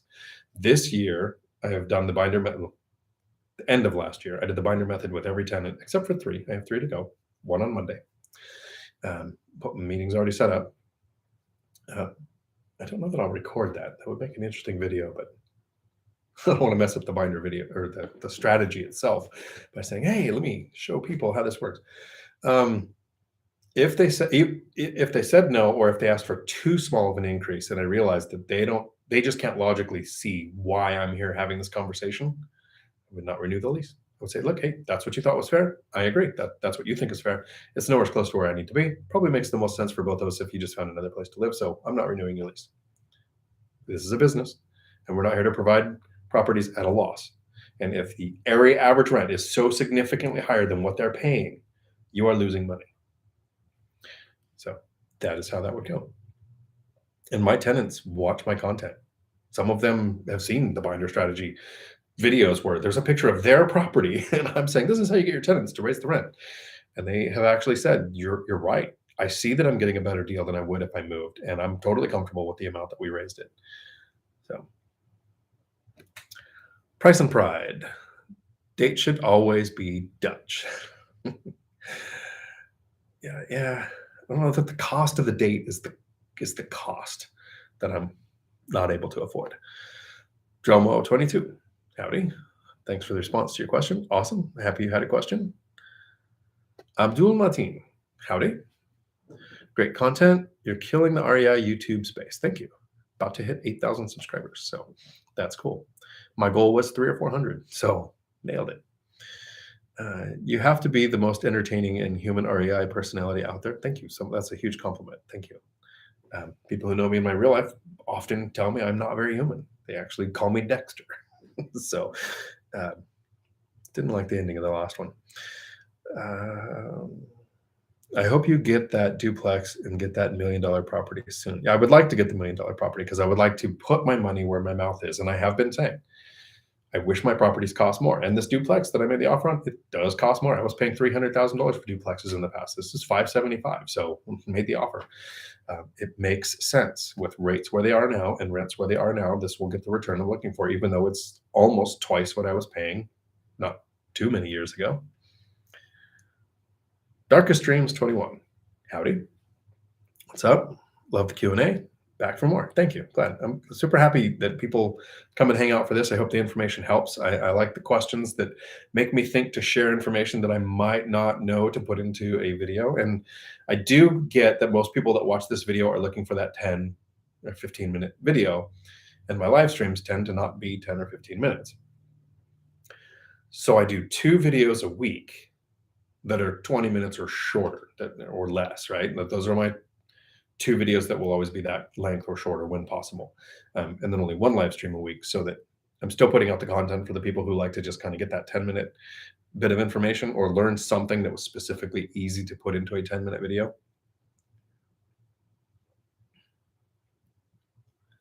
Julius, I actually enjoyed the versus videos. I do too. Those were my favorite to make, but I got, people who watch the channel are awesome. They didn't go into the comments and say, hey, I can't watch these or these suck or whatever. They send me emails and say, I really like your content, but those versus videos, those are hard to watch because I watch with YouTube closed or I watch while I'm doing something, and I get it. So the goal is there are videos I would like to make that don't matter to anybody. And the versus videos, while I had the most fun making those, because it's so hard to keep a straight face when I'm arguing with myself and I'm the only one in the room. And I get to show actual opinions supporting both sides, because sometimes it's not clear cut on why you would do one thing or the other. And get to point out both people's opinions, both sides' opinions, and not have to have my own be what was put in that video, because I'm not always right. Angel R, howdy. Any tips for getting along with neighbors when house hacking? Letting them know you're the owners worked out pretty well. I haven't had any issues with that. I usually try to make sure when I house hack that the parking situation is more beneficial to the tenants than to me. If needed, I would park in the farther out spot so they can park closer to their house. Small things like that to let them know that I'm not coming in going, I'm the owner, I get all the special treatment. You just have to deal with it. No, it's actually pretty easy. I think if you have an over under duplex, you're probably going to have more luck if you're the bottom tenant, because the turnover from a tenant complaining about noise, especially if you're the one making the noise, can hurt you. If you're the owner and you know that the tenants are up there, it's a little easier to have that conversation and just say, hey, your kids sound like elephants. Maybe they don't run so much in the house or something, than if you reverse that. So I don't have over under properties, but if I did, I would probably take the bottom one, unless I had a tenant who just really wanted the yard, because I allow pets in my units. If they just wanted the yard for the pet, I might do that. That's the one thing I would probably consider. And then there is a link to some porn there if you want. So I think I can ban that person here. That, or it shuts down the whole thing and we're gone. No, we're still here. Okay, I think. If you're not here, raise your hand. And Angelina, would you buy off-market deals? I would. I have never seen one that makes sense. I have had some wholesalers and some off-market people bring me deals, and I look and I go, you have this off-market because if you put it on the MLS, people would laugh at you. This is such a bad deal. If I wanted off-market, I would probably pursue them. I would do mailers. I would drive for dollars. I know somebody who goes to the county court records and looks up divorces to try to figure out who's in a distressed situation. I don't know that I would do that. And it's not that you might be taking advantage. You might be solving a problem for that couple. But there are several ways to find off-market deals. That's probably how I would do it. Because even with a YouTube channel, where it seems like my live streams get around 1,000 views, so I appreciate that, people aren't bringing me deals that make sense. I do have people that send me some deals, and I do have some people, I wish I remembered his name right now off the top of my head, who sends me a deal every now and then. And if he sends me the deal, even if it's a deal on the MLS and I end up buying it, I'm going to send that person, I'm going to send anybody $500 if they send me the deal that's the one I'm, before I've found it. So they brought me the deal to then find. I have a standing deal and I put it on Facebook all the time where I will pay somebody $500 if they bring me the deal that I end up buying. I'm not going to give $500 to somebody who finds the deal I've got an offer on and says, hey, does this one look good? I'll say, yeah, I'm under contract on that one. But I would definitely buy off-market deals if they made sense. Cody, when looking at your next house hack, and if you're still on the path to FI, would you put down 15% and have higher cash flow, or put down 3.5%, which includes PMI, and cash flow would be less? And ROI is slightly better. I can actually answer that question. I bought the first duplex with a 5% down conventional loan, so I had PMI. There's a couple reasons. I didn't want, well, first of all, we had the ability in the dinosaur days, more than 5 years ago, to buy small multifamily, duplexes with a 5% conventional. Now they want 15.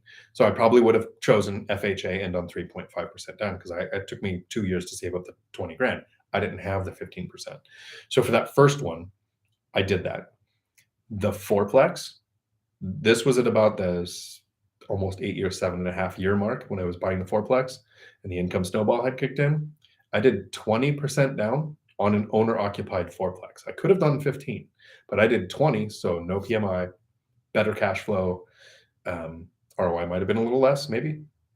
I don't think I've ever actually done the math on that, but I wanted a better equity position and I wanted to put the money to work. So I did 20% down on that. So the next house hack, if possible, if the income snowball is kicked in, I would do more down. Like I said, I'm just now at the point with this many properties and the equity position growing with appreciation and principal pay down where I might use my VA loan and do a 0 down on one because my overall equity position will still be above 30%. Right now I'm at like 55% leveraged and I want to rate around 70. That way I'm getting the most appreciation because I have the most leverage. I'm getting principal pay down from the tenants and tax benefits where I'm not paying rental income tax, but I still have a good enough equity position to handle problems. Michael Smith, you made it. Howdy. And I lost the chat. Okay, here we go. Smash the like button. If I've earned it, hit that like button. Curmudgeon, are you still looking to snowbird in Arizona? If so, how does the real estate search? How goes the real estate search? I'd love to hear you or walk us through some property analysis. I think next week, that will be the live stream of me going, hey, here's an email from my agent from my auto search. Let's look at these properties together. And I'll tell you why I dismiss and why I make an offer. So next week, I think that's going to be the live stream.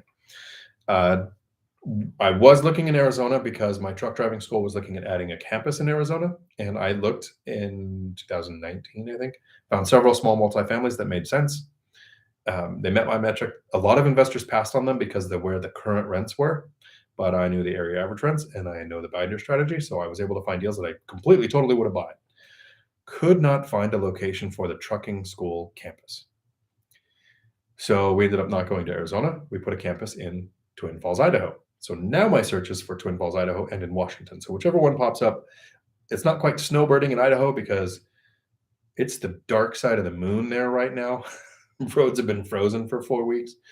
It's not the same as Arizona. So I won't call it snowbirding, but I would house hack in 2 locations and that would be the goal. So the current search is starting in Twin Falls. I found a possible seller financed 6 duplex opportunity, which I think will take a year's worth of courting to make happen. And I'm working on that still. So once I have details on that, there'll be a video. Price and Pride. Verado outside of Phoenix is nice. Nice. Verado. It made me think of Verdad for a second, like the town of truth, right? Verado. Nice. I'd have to check it out. Lumberjack Landlord. Howdy, Matt. Finally. Tuesday night can begin. Hit the like button, folks. Nice. Lumberjack, this is pure gold. Thank you. I am just repeating a lot of the stuff I've learned from you and Mike. So, Dawn, how can you be sure that you've turned over every stone when doing your due diligence to find any liens that may be attached to a property? Can't.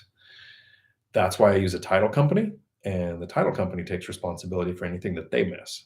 At least that's the perception of it that I have, and so far it's worked out pretty good. Title company in one, so the closest thing they missed was, and this is why I knew to mention it earlier, was a significant payment to utilities. Title company paid it. It wasn't my problem. I was like, yeah, no, I would have known about that during the sale if you guys did your work. So that's, and it wasn't much to them, but they were like, no problem. They cut a check and that problem went away. So title company, that's why I would do that. Pallavi, thank you. Lumberjack Landlord, cost segregation, bonus depreciation are the main 2 we take. Yeah, so cost segregation is the word that my brain would not think of 27 minutes ago. But that's the thing that you can do if you or your spouse is the real estate professional. Exactly. Marry a CPA. Hip Harp won silver. Yes, yes. Marry a CPA. That I'm trying to think of what would change on the planet that would ever cause me to get married again. That's going to take some thinking. Ben, simplify is property management made easy. Okay, something I just came across. I'm new to the game. Bought my first rental property in May of 21. So there are several ways to get software for managing your properties. There's Rent Ready, which Pasha has, and there's a link in the video of Pasha's to his Rent Ready um, promo code. There's Stessa, Hemlane. So if Simplify EM is another one to check out, it's one to check out. I don't use any of that software. The closest I come to software is two things. I use apartments.com to list properties. You can also list on Facebook Marketplace. I didn't have a good luck there, and you can use Craigslist. But I also use the Thumbtack app. So the Thumbtack app to find contractors, get quotes, read reviews, and apartments.com to list my properties. That's as close as I come to tech. My actual business is handwritten in a leather journal. This can be as complex or as simple as you want to make it. I actually sent one of the leather journals to Michael Zuber, and let's see if he puts it in his new office. Darkest Dreams 21. Never crossed my mind before. Paying the old landlord. Maybe something that needs to be written in the purchase. Paying the old landlord. I think I missed that question and what it was related to. I pay the deposit towards where the tenant's moving when I do cash for keys. Yeah. So I think I missed that. Sorry. Hinman family. Howdy. I'm about to close my first deal. Once I've rented and stable, is there anything to be thinking about or doing other than stashing cash to get myself up for the next one? Keep working on credit score, keep saving, avoid life creep. Record your rental income and get it on your tax returns as soon as possible, because the sooner you have 2 years with tax returns with rental income on it, the easier lending becomes. Lenders basically just say, we will lend you any amount that you want to borrow as long as you can save the down payment for it. Debt to income kind of doesn't become a thing when you prove to the lender that you're a safe bet and you can have rental income. You know how to find a tenant, screen a tenant, that kind of stuff. To get yourself ready for the next one. Trying to think of anything else you're missing. So if you're closing on your first one, you got your first one from zero experience, and now you're starting your second one coming from experience. You have less stress when it comes to setting up the inspection, paying for the appraisal. You understand the timeline better now. I think you can actually look at the properties with a more clear eye. I think on that first deal, most of us are usually not as critical when we screen tenants as we should be, because in the beginning we're worried about cash flow, and I just want to get money coming in, and I don't want to have to pay the mortgage if I don't have rents. And so we might lower our standards to get a tenant in there, and that's a mistake. So now you know, have the reserves to handle the time it takes to get the right tenant in there, and have a good couple of weeks to screen tenants. Even though you probably will get tenants information really quick, take the time to verify employment and look into their credit more than just the score. Look at the credit history. Yeah. So congratulations on your first deal, though. That's awesome. You have to send Michael Zuber a message to get your card. Tom Kine. Beyond what is consuming your time these days, as in your hobbies, that is with gaming. Just bought the new headset, the Oculus Quest 2, because I needed more battery life, because Thursday, the new Zenith game comes out. So the world's going to lose me for at least a week. Yeah, so VR gaming. I like to use VR for cardio. I have an elliptical machine, and I have a knee injury from the Marine Corps, and so the elliptical helps with that. But it's not the right cardio, and then you get into good Beat Saber, and Beat Saber is multiplayer now. So that within 5 minutes, you're just drenched in sweat. So a lot of VR. Tried the online game New World, didn't stick. Looking forward to the weather getting better because I like to scuba, and it's not a good thing here in the winter in Washington to scuba. So, planning the next trip, I'm looking at um, Greece, I think in March, as long as we're not in the middle of World War III, and then Thailand later in the year. And I think both of those locations will have good scuba. So that's what's consuming my time. I still work 50 to 60 hours a week at my W-2 job, so that's really where most of my time comes. YouTube takes 30 hours a week or so, maybe a little less. Really enjoying making the videos and sharing the content, hoping that this helps somebody, maybe two somebodies. SCG. Closing on my first duplex in a couple of weeks with FHA. Congratulations. Thanks for all your videos. I learned a lot. I will have 10K equity due to appraisal. What do you recommend to force appreciation to refi AAS? I'm not going to have the answer you're looking for. I don't know that I would refinance as soon as possible. I would focus on what is it going to take to get those rents up? What small things can you do? How much square footage is there? Is there a den or a family room that can become a bedroom? Can you get it rented out at more bedroom count? Most people are so afraid of their PMI impacting their cash flow. My friend that just purchased a duplex closed in November, the PMI is like $63 a month. For her, it was better to do enough upgrades to get the right rent to get the good return. So I don't know that I would be in too much of a hurry to refinance the FHA out, except if you're going to be looking to rehouse hack, you want to do it within a year to a year and a half, right? And the one drawback to buying 4 units or less is it's a little harder to force appreciation. The whole point of commercial with 5 units or more is the valuation of the property is based on NOI. So what is your profit, your net operating income? You increase rents, decrease expenses, and you increase the profit on the units, and you can multiply the value of the property. 4 units or less, valuation is based on comps. So what's happening in your area. Yeah, so it's a little harder to force appreciation if you're closing on 4 units or less. But you can work on increasing the rents, and you can increase. You can do things like at one of my properties, a tenant asked for a storage shed, and I said, "Well, it's going to cost me." I said $3,000 to $5,000. It was $3,300, and they said, "Well, what if we added $100 a month to the rent, because that's basically what we're going to pay for storage, but it'll be here in the yard." And I was like, "Sure." So I spent $3,300 to add a shed, but that increased the lease by $100 a month. And that was now without having to wait to the end of the lease. It was an addendum that we put on there.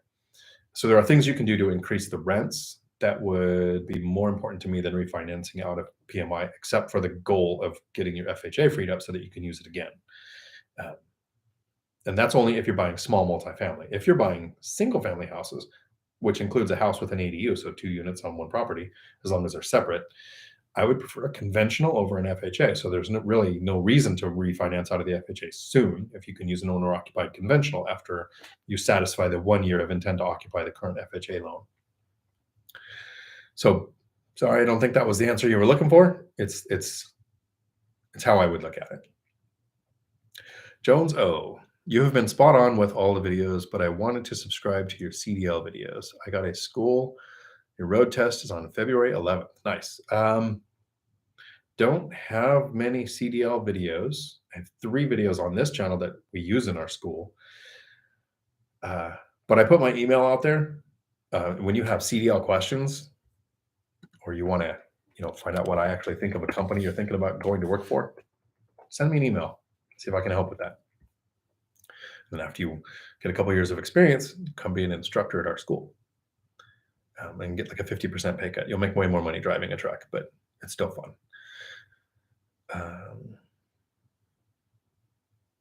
Julius. One follow-up. If I'm not able to house hack, is the 4 to 6 years still possible? Would like to have 3 houses within that time frame. How much are you able to save every month? And sometimes pursuing seller financing is a way to get around saving up large down payments. For single family houses, lenders will want a certain amount as an investment.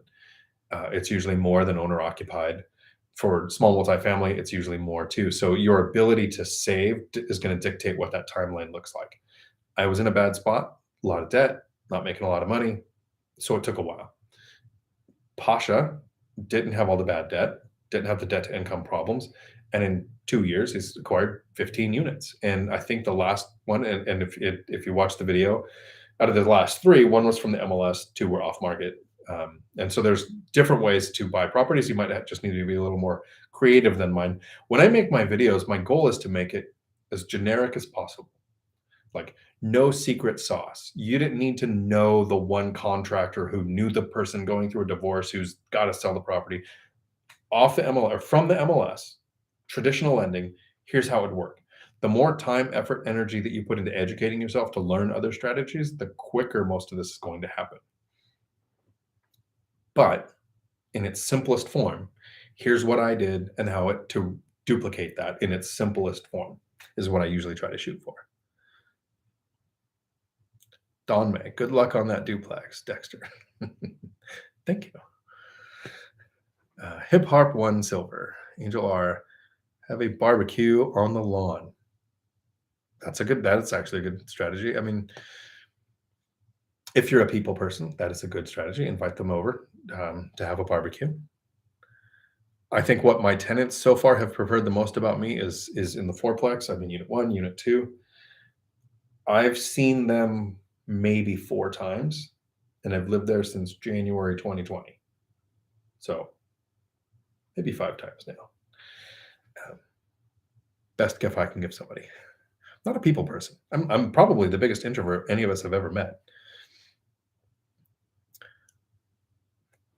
Jedinir, thanks for answering my question. And yes, you nailed your name the first time. See if I got it right the second time. Nice. Thank you. The Riley Yak. Howdy. How do you collect rent? Use Venmo, check, or like an app? So I have a video on my channel called The 3 Things to Consider When I Collect Rent. Here's the cliff notes. There are 3 things I consider when I collect rent. First, I want to make it easy on the tenant. Right? I'm doing things to help limit tenant turnover. So I will use the app that makes the most sense for the tenant. Or I have a tenant who has a flip phone and doesn't text. And I think she has email. She writes me 12 checks dated for the months. I put the 12 checks in the safe at work, and then on the 4th of every month, pull a check out, deposit it with an app. So so that's the first step, make it easy on the tenant. Second is I want to leave an electronic paper trail. So it needs to be a check that's deposited with the app, Apple Pay, Cash App, Google Pay, PayPal, any of those services that gives you a receipt, says this is the amount of funds that you received, and they can put a note in there. The third thing is I want to save a trip to the bank. So if it's a check, it has to be a check I can deposit with the app. There's some like MoneyGrams or something where they won't let you deposit with the app. I don't take those. So those are the 3 things I look at when I'm collecting rents. The one thing to consider is if you accept electronic payments and you ever have a tenant you need to evict, if they pay a portion of the rent, it can delay how long the eviction is going to take. So if you collect your rents with a check, you can easily go, I'm not taking this check. If they pay electronically, that money is yours, right? So you have to put that money into a separate account and call it a holding account and keep documents that you did not take that money into your business. You put it into an account. It's still the tenant's. So that's I've never had that problem, but that's a concern of mine that, if they have my PayPal info, they can send me $5 and that's their attempt to pay rent. But I would put that money into a holding account. Million Dillabo, how do you get patients to find the next deal? It was hard in those first 4 years, saving for 2 years, and then 2 more years for the next one. But working more than 40 hours for more than 40 years to retire on less than 40% of what we make takes a lot of patience. And something like 80 to 90% of the world is doing that. Their plan is to hope that Social Security and whatever they put in their 401k is enough to not starve to death when they can't work anymore. A 10-year plan to make work completely optional to where you can do anything you want. You can work any job you want. You don't have to worry about the money, or you can not work if you want to. 10 years of patience is a lot more if you put in that context of 40 for 40 for 40, 10, or 4 kind of suck. And then the income snowball kicks in and the next 6 are a lot easier. That's where I think the patience comes from. Cody. Thanks, Dion. That helps a lot. You're welcome. Thank you. Ethan Wood. Howdy. Why does that name sound like an action hero? I like it. Roughly what % of rent increases are you looking at in your area this year? So normally I do 5% every other year. That's, I acquire a property with existing tenants. 2 months later, I do the binder strategy. There's a significant increase, $200 to $500 usually at the tenant's request. After that, it was 5% every other year, and that was keeping up with rents. In 2020 and 2021, that did not work. So I have used the binder strategy, and my plan is to do it on all of my tenants. I have 3 to go, 1 on Monday. So 13, I have had the binder strategy done. And to let people know how cheap I still am, a house hack a fourplex, right? I rent out a room in my unit. I'm house hacking the house hack of my house hack. Makes it easier to travel. There's always somebody here. So I'm the binder strategy, the roommates. The smallest increase this year, the smallest increase I've ever seen from the binder was $155. That was my smallest ever with the binder strategy. And that put them where the other tenants were at. So it made the most. That's one thing when you have a duplex, like I did a binder strategy for my property that I bought last May. One side went to 1460. That pretty much meant the next side is going to 1460 because they're going to talk, and I don't want one to feel like they're being taken advantage of. So wherever the first binder strategy is, that's where the second one ends up going, usually. The biggest rent increase this year from the binder strategy, $1,130 to $1,800. What is that? $680 something. So there was a significant increase in one of them, but it's the first time I've used the binder strategy on that unit. So 20 to 40% generally is the rent increase in this area. Dale, I also enjoyed the 3 Amigos. Looking forward to the next episode. Cool. I really enjoy those. I would never do it because Mike has the control for the record, but it would be great to have a camera in between videos because they're just funny. Like they say things we couldn't say in a video, and I get there are certain things they don't want to share in a video.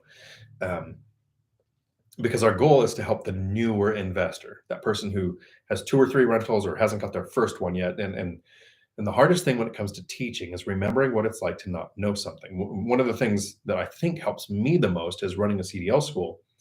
The classes are 4 to 8 weeks. There's, we have a 4-week and an 8-week option in there, right? So every 4 to 8 weeks, it's Groundhog's Day. That next group is starting, and it's their first day in a truck. That I've never touched a clutch before, and I've never seen a 53-foot trailer before, and it's behind me right now. Like that terror, nervousness that comes from that is every time a class starts. So I'm kind of trained to remember to use the vernacular and the words that make sense to somebody who doesn't understand the concept yet. But the 3 Amigos content is great. If you're not in the 3 Amigos Facebook group, it's a great place to go because you can ask questions like this all throughout the week and get multiple experts input on that. And that is on Facebook, the 3 Amigos of FI. SCG and Mandio 231 taking their messages back to mess with me. I like it. Mandio 231, howdy. Do you own in higher cost areas, New York or New Jersey? Not that high. I'm in between Tacoma and Olympia in Washington State. So Seattle is significantly more expensive. Seattle and New York and New Jersey are probably the high cost of living areas. 3-4 years ago, duplexes were $300,000. Now they're $550 to $700 for a duplex. So fairly expensive, but rents are fairly expensive as well. But I'm not in New York, New Jersey. No one could pay me enough to go to California to invest. I'm probably going to go to California and hang out with one rental at a time in the new office at some point, but not today. And yeah, so I'm not in the super low cost areas, and sometimes those make sense, but I'm finding deals in my area And it's a little easier because I only buy 1 or 2 a year or every other year. So it's not like I need to find a deal every week that makes sense. Um, yeah. Ben Tipton. Howdy. Again, thank you for the content. Thank you. Darkest Dreams 21. As in, when you acquire a new property, tenants not paying the old landlord by. Oh, yes. Okay. Thank you. How do you avoid it? It's possible that they might pay the old landlord and then you'd have to get the check from the old landlord. It's just possible. It's usually pretty easy to do because the tenants were notified the property was being sold. Most landlords will tell them. If not, they know when the inspector comes and they know when the appraiser comes. So the sale is happening. And usually if you get to go, then you give them the letter. I've never had somebody pay the old owner. I have had one tenant who was concerned because they were doing automatic ACH deposits with a property management company for the old landlord, and they weren't sure that it would get turned off in time. So I said, no problem. And whatever happened, it worked out. I forget if that property management sent me a check or it got canceled and then I got my rent. I just told the tenant, if it takes a few days, there won't be any late fees. I get that this is just a weird one-off. Communication would be how to avoid that. And thank you for reminding me what I said 30 minutes ago, because I hate my memory. Mandio231. Also, do you think it's a good idea to rent with kiddos while investing or buy and live in one unit? I had kids when I did my first house hack. Millions of families live in apartments. So I don't know that I would do rent by the room, which I actually have done when I had younger kids. Before I was an investor, I house hacked my way through the police academy. Police academy was over an hour away. You train 12 to 14 hours a day, and then you need to study for the test tomorrow. So sometimes I would just sleep in the parking lot. How much would live-in daycare cost me? But I rented out a room to a young couple that I knew and trusted that provided live-in daycare. So that's one time where it would make sense. But mostly I wouldn't want to share space. I wouldn't want to house hack share space with younger kids. But a duplex where you have no shared space, and in my case, it was divided by garages. That's no different than having a house. Just because our garages touch doesn't mean that that person had more access to my duplex than if they were on a house 50 feet away. So I do recommend doing it with kids. I think that the kids aren't the reason not to. I think they're the reason to do it. Generational wealth. My kids are going to inherit millions instead of have me become a burden when I'm in my 70s because I had basically no retirement worked out. Yeah, they're definitely motivation to get into house hacking, to get on the property ladder if you can't house hack. But if you can, think of all the millions of apartments that people live in. They get kids to play with. So you move into a duplex or a fourplex where you live in one unit and rent out the others. It's like living in an apartment, but you get to screen and place the tenants. So I do absolutely recommend it.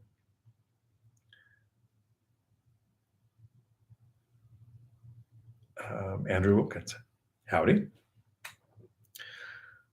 And I think it's cool that your hearing recovered so you can actually hear me, because I have no idea if the voice to text is working together. Tom Kine. Just my opinion, but I recommend if you haven't done Michael Zuber's ORAT course, pay for it and do it. The yield, cash flow, profit, whatever you want to call it from that first month deal, more than paid for that course. I agree. I've done a review of that course on here. I've created content for that. Matt, the Lumberjack Landlords, created content for that. And so here's transparency. All of the information that's available in Michael Zuber's course is available on his channel for free. But there are coming up on 6,000 videos on his channel. So there's over 5,000 already. To watch all of them, to filter through to that information in a chronological order that makes sense to invest in real estate and be able to just look at the strategy that you want that day, to know where it is in a learning format, in the curriculum style. That's worth the few $100s that it is for the course. I'm always against courses where somebody says, I'm going to pay $12,000 for a 3-day weekend. Take that $12,000 and throw it at a rental and lose it all, and you'll learn more than you would in a 3-day weekend. But a few $100s to get thousands of videos filtered to the ones that make sense in the order that you can actually learn as a curriculum is definitely worth the amount that it costs. I agree. Shar, thanks Dion and the amigos. Thank you. Wolfmaster82. Howdy, late to the show. That's okay. I think we still have some time to go. Tom Kine. Sorry, guys. I use Google Voice to text, and it doesn't always come out right. I do voice to text in texts all the time, and my phone is out to get me because it doesn't just mess up words; it says the wrong words. Um, SZG, thank you. Refi to rinse and repeat. Never thought about increasing rents to do this. Thanks again. Awesome. Cool. Mandio 231. How would you purchase for third property, 2, 3, 4 unit, or go for a multi-unit apartment? So my plan is not to ever own 5 or more units. And the barrier, there's two problems, one barrier. The barrier is lending. I like 30-year fixed rate debt without an adjustable rate mortgage, without a loan revaluation period. And if you go commercial, most of the lending structures are set up where you're 20-year amortized. Some have adjustable rate mortgages, some have fixed rate mortgages. But at 5, 7, or 10 years, you're going to have a loan reevaluation period where they look at your NOI and they figure out if you're a safe bet or not. And it's entirely possible that that year you have some leases that don't renew. You have expenses you weren't expecting, something that makes your NOI not look good. And the lender says that we're not going to refinance you. So you either need to refinance with someone else or sell. And what if values haven't increased enough for you to sell without having to write a check to lose that asset? So I stay at 4 units or less. Lending could change, or I might find a lender that works in that special magic way where they give fixed rate debt with no a loan reevaluation period where it makes sense, and then I might look at 5 or more. But that's the barrier.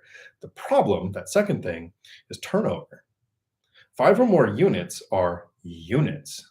Those are apartments. The average American person living in America stays in an apartment for 2 years.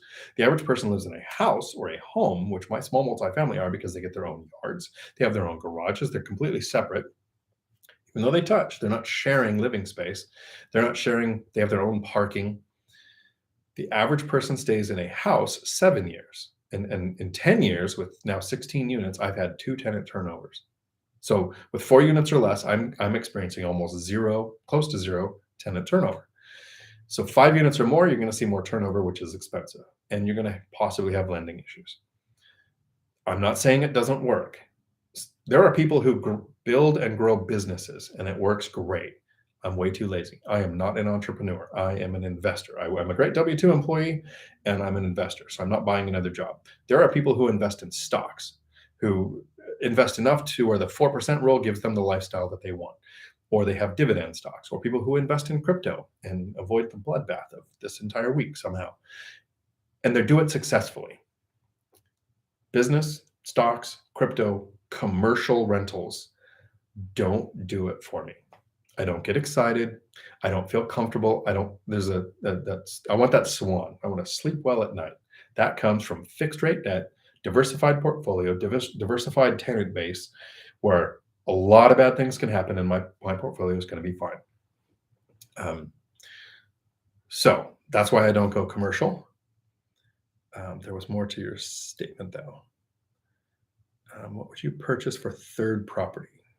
Yeah, so small multifamily, depending on your area. If a single family cash flowed better, if it had a better yield, I would buy that. So 4 units or less, whichever one has the best yield. And then I would look at, is it in the area where it has the economic drivers that I look for? Is it far enough away from my other property so I'm not pulling from the same tenant sources? Does it have the physical criteria that I want of 2 or more bedrooms, washer dryer hookups inside, garage for each unit, like all the things that help limit tenant turnover? So math is step 1. Which one has the best yield? Which one meets the most of my criteria? Still staying at 4 units or less. Curmudgeon. House hack squared. Nice. I might steal that. Carrie. Howdy. Have you shown a unit for a future tenant with it currently being leased? Do you go about doing that? I don't know, do you go about doing that? I have not done that. I had 2 tenant turnovers. One, I had 4 days between tenants to get everything done. That was fun. And another one, I had a whole month. The tenants paid for the month, and they needed the month to get their stuff out, so they put all their stuff in the garage. So we had the whole house empty for a month. So I haven't shown it with it currently leased. It would depend on my relationship with the current existing tenant and how they're leaving. If they're leaving under any reason why there's an argument or something, I wouldn't want them to interact with the tenants that are coming to view it. If they're leaving because, like my one tenant who inherited a house, I wouldn't have minded if there was overlap and they saw each other. So it would depend on the situation, your relationship with the tenants, and your timeline. Generally, between tenants, there's going to be enough time where you need to do stuff. Like 4 days was a significantly small amount of time to do flooring, paint, all the stuff that needs to get done. During that time, I might have tenants come and look while work was being done, but it might make sense to get it all completely done, what we call buttoned up, like literally the electric covers are on and the trim is all in place so that they only see it from the finished point of view. So you might miss out on a couple of weeks worth of possible rent to have a better experience with that tenant. So I don't know that I would be in a rush to show the place. And it could depend on your demand. My one tenant turnover where I had a month, that tenant never saw the place. They were like, we've been hunting forever. Nothing's available. This is perfect. It's the size we need. It's in the area that we need. Basically, can we just give you the money? So it took me longer to vet the tenant than it took them to vet the apartment or that unit that they're in. CJ, also remember, New York does not equal New York City. Yeah, right. Okay. They are two different worlds in just about every aspect, including the investing front. Very much like Washington State has three worlds. We have the state, which is red. We have King County, which is blue. And then we have Seattle, which is insane. So those are the three worlds that we have here. And King County is so big and so blue that it makes the state blue. But if you look at the 39 counties, there are 36 that are red, and then 2 that are like, I'm confused, and then 1 that's blue. I don't care red, blue, doesn't matter to me. I have an investing strategy that would work in either one. One of the counties I invest in is one of the ones that's confused, and it's right down the middle. Doesn't know if it's blue or red. Doesn't matter to me. The insanity of Seattle keeps me out of there. Samo Al-Jabran. Howdy. I appreciate you. Thank you. I appreciate you guys coming here. This is cool for me. I love the chance to share the information. North Cal. Howdy. If you were looking to get a rental in today's market, what state, city would you look at first? Located in California, San Francisco Bay Area? Thanks for the great content. So one of my live streams, the first 10 to 20 minutes is me covering how to choose a market. So the whole strategy is broken down on how to choose a market. And the main thing to me is what I call a tactical advantage. Do you live there? So if you're going to invest close, you know the neighborhoods, you know where to avoid, you know which areas you can't safely go to collect the rent. Second thing, did you used to live there? Do you know the neighborhoods with enough confidence to be able to know where to make offers and figure out the area average rents? Because 3 blocks away can be a completely different world. If you don't, is there somebody who lives in that area that you're looking at who you trust so much that they, and this is a Michael Zuberism, that person will come to your funeral? Is there someone you know so well that they're going to come to your funeral who is somehow connected to the real estate world? Real estate agent, property manager, contractor, something. Lender in that area that you trust to know the areas to invest in and not to invest in. Because if you reach out to just outside of Boston, there's these 3 little towns outside of Boston where somebody has successfully built over 100-unit portfolio that is generating a great return. Most of his returns are 20 to 30% on his properties. And you think, wow, I'm going to invest there because that market sounds great. Distance investors are getting killed because they contact that place, they find an agent, and the agent says, oh, I've got a great deal. Look, it's going to be like a 30% return. Here's the numbers. It looks amazing. Here's the proof for the area average rents. Here's the existing leases. Buy it. This is the property that all of the local investors have passed because of all kinds of reasons that you're never going to know until you own it. And then Matt, the lumberjack landlord who lives in that area and invests in those 3 cities, is going to buy your property at a discount. So if you don't have that person, that tactical advantage, then I wouldn't look in that area. I invest between Tacoma and Olympia and Washington because the 4 locations of our CDL school that are here are close enough there to where all of those are within driving distance of me, within an hour, maybe an hour and a half to my longest one now. I'm looking at investing in Twin Falls, Idaho, because there's a truck driving campus there where I'm going to be spending time there. My boots will be the boots on the ground. So if you're living in San Francisco and you can't draw that circle out far enough, like Michael Zuber did from Sacramento, where he drove out 2.5 hours in his circle and he found, I think it's Fresno. My memory sucks. I hate my memory. But where he invests, 2.5 hour drive, it made sense. A lot of people say, I can't invest in California. Well, there's a big difference between San Francisco, Los Angeles, and Kern County. Like right now, there are some massive investors looking at Bakersfield. So that the appreciation that's going to happen in the Bakersfield area, Kern County area in the next 5 years is going to be massive. So anybody who can get in now, that's an area to look at. But do you have boots on the ground? Who's going to tell you the right properties to buy? So that's how I would determine which area to look at. And it wouldn't have to be out of the state. If the area, like if I lived in Seattle, I would not be investing in Seattle. I would be investing out down here where I am in Tacoma, maybe an hour away. Yeah. Mandio231. Thank you so much for the answers you gave. New subscriber to your channel, and this info is amazing. Thank you. No, thank you for coming, and I'm glad the info helps. Jones O, thoughts on NFTs? I can't show you the poster because I can't move the camera, but there's a poster on the wall. You have a choice. You can either be good in bed or you can understand NFTs. That's my opinion on NFTs. I am not looking at it as an investing strategy to buy NFTs as an investing thing. I think going forward, they're going to have a lot of use where content creators get to put NFTs in their content and you then own that video. So if it's ever used, like if you see a YouTube channel that is using content from other channels, we can put a claim on the other person, but you could actually say that NFT belongs to me because I have the ownership of it. Sure, there's a use. But I'm that sarcastic when I talk about crypto or stocks or growing a business, because that's not the strategy that I chose. I chose buy and hold rentals, small multifamily primarily, and house hacking. That's the information I'm sharing. So whenever it comes up to something else, there are people who are going to invest in NFTs and kill it.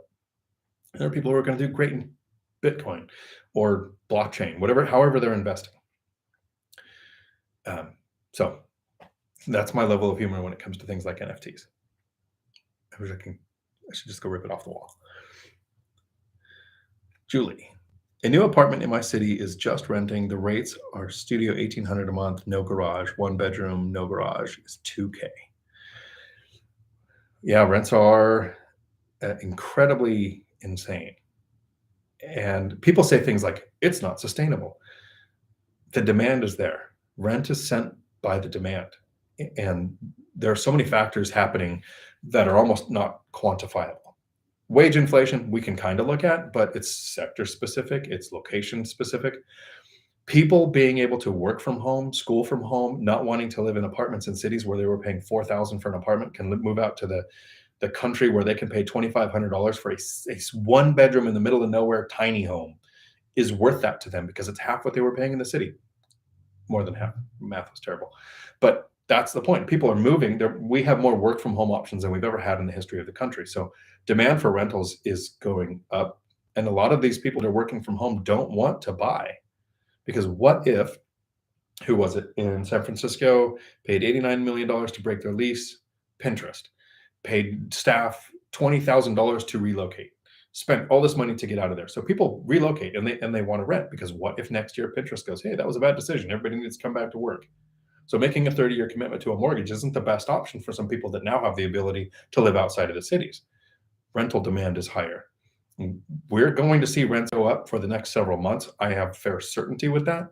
I would not purchase a property where we needed a 5 or a 10% rent increase in a year for that property to make sense. This is where a lot of syndications are running into problems, because they're sending out, hey, if you buy with these rent increases, you're going to get a 7% cash on cash return.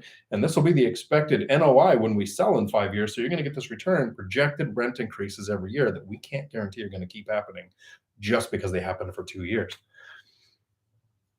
So, and I think I lost where I was at. REI trainer. Howdy.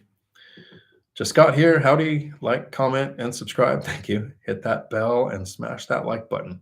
Thanks for dropping such wisdom. Oh, thank you. It took a long time to get this together. My first few years, I made every mistake I could think of because I wasn't running this like a business. I thought, I'm going to replace my W-2 income by just buying rental properties. And I've said this in some videos before. It took 13 weeks in boot camp, infantry school, MOS training to become a Marine. It took a 6-month of police academy with ongoing training to become a police officer. And if you want to work in a field that requires a degree, it's going to take years to get that degree. But I was just going to buy rental properties and make money. No education, no business, no systems, no lease, no plan, no hope.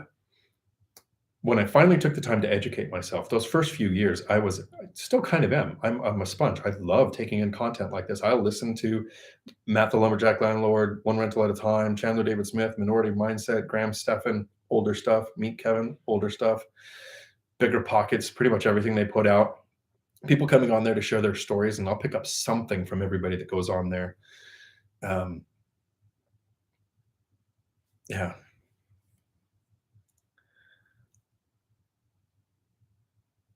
I'm just happy that I found a place where the amount of information that I've gathered on, and again, buy and hold, small multifamily, house hacking, creating cash flow, that's the information.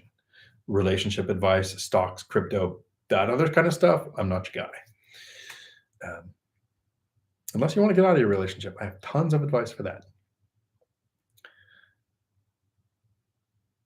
Carrie, thanks for the info. I grew up in Leavenworth, Washington area. Not sure if you've been there. I go there once a year. There's a Silvara winery there, which is one of my daughter's names. So actually took her there a couple times before she could buy wine. Now she's old enough to buy wine. So she's got Silvara glasses and Silvara bottles, and Leavenworth's great. I like to go up there in the summer. I mean, I like to go there in winter. They've got the massive tree lighting, and it's kind of a Christmas town. That's fun.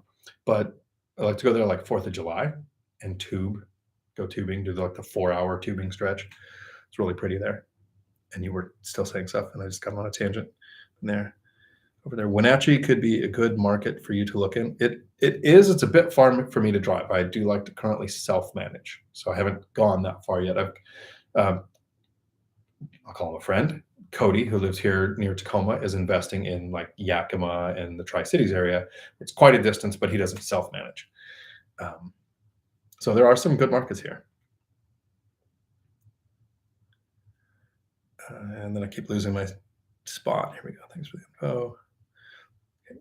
Angelina, thank you so much. Great content. Thank you. And thanks for hanging out. CJ, haha, NFT poster. Yeah, thank you. I have some friends who are into NFTs, so the poster is for their benefit. REA trainer, NFT video of Dion saying, not today. Would sell fast here. It's a technology that's going to have a use. Being able to own things that are used in videos, the music, the whatever, that's not a bad thing. Being able to trademark things that exist in new technology, basically. But the people who say, "Oh, you just buy Bitcoin and you'll be super rich. You just buy NFTs and you'll be super rich," they haven't done any research on what an NFT is. Carrie, would you consider new construction for a long-term hold, maybe as a primary residence? I just did a video with the three amigos that came out last week. Basically, it came out Sunday. So it was titled Buy or Build. So that question was, do I actually build it or do I buy it? Your question is, would I look at buying a new build, somebody that is building it now? Material costs have gone up so much that I would have to look at the ROI, and I wouldn't do it in one of my first couple of investments because of the timelines and understanding the contract. I have a very intelligent friend who invests in a lot of things and has grown businesses and has 10 times the net worth that I do, at least. Purchased a new build duplex, gave the money to the contractor, and had a contract to buy the duplex. Once it was built, this would now be a rental. So it's a new build rental long-term hold. Numbers were okay, but it's a new build. So CapEx and maintenance expenses are really low. So I get the math, it made sense. There was a sentence in that contract where if the contractor had another buyer, they can give you all your money back plus $50.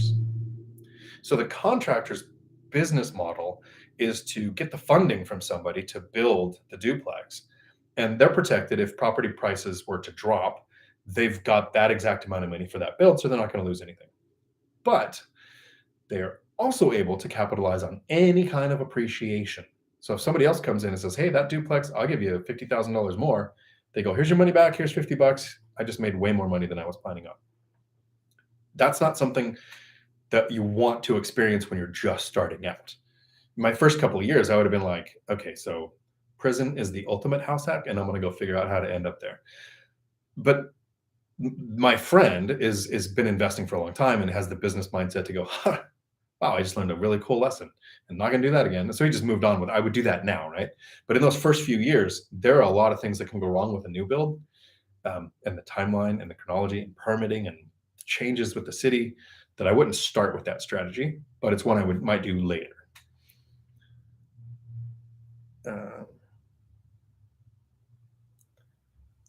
Curmudgeon, just realized you bear the mark of Cain. Our first day, a long life for you. Long life for me, short life for the people that know how it works, right? My niece and I got these at the same time. We have matching ones, and it's from the show Supernatural. It's called the Mark of Cain from Supernatural, but me and my niece got it because we can both identify with wanting to kill your brother. Chester, howdy. Good evening, Dion. I spoke with an agent about a house that would have been a little over a 10% cash on cash return. Missed out on the offer, and she said home buyers are going to come off the sidelines starting in April.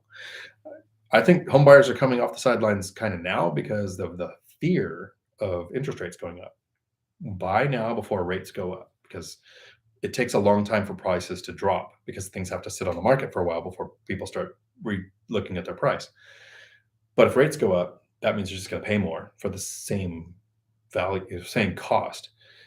So I think that's going to bring people off the sidelines. There's already demand. What we're missing is supply.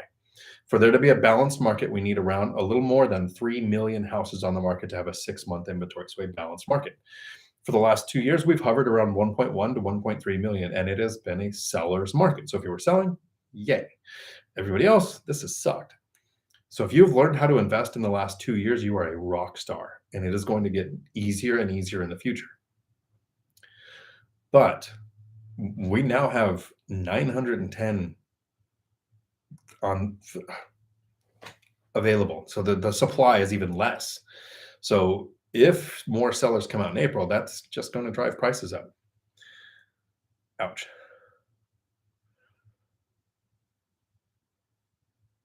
And where was it? Yep. Another great channel is Ken McElroy. I watch him all the time. I think they have a great dynamic between him and it's fiance or wife that's on there, because he's got a massive portfolio. He's been working with Robert Kiyosaki for decades, and he's just, he's that level, and she's got 3 rentals. Like it's a cool dynamic to hear their conversations between each other. Ken was really off at the beginning of 2020, where he said we were going to see a 40% market crash in real estate. And Michael Zuber from One Rental at a Time made a $10,000 bet with him, $10,000 bet with him to their favorite charity that wasn't going to happen. And Ken never answered it. So one really bad call, but most of Ken's info is actually pretty accurate. He's got some good information. He knows what he's doing. So that's a channel I actually watch too. And it's kind of content related. So Michael Zuber wakes up every morning and he does 2 to 3 hours of his normal routine of studying everything finance. He's got a finance degree. He's been investing for over 20 years. And then he puts out like a 12 to 15 minute recap of what matters to an investor. So I get that every day. Like that's the content I don't miss. Matt, the Lumberjack Landlord, has done things I'm trying to learn how to do. So I take in his content. He has some nice short videos. Old Graham Stephan, Old Meet Kevin, they were 10, 15 minutes.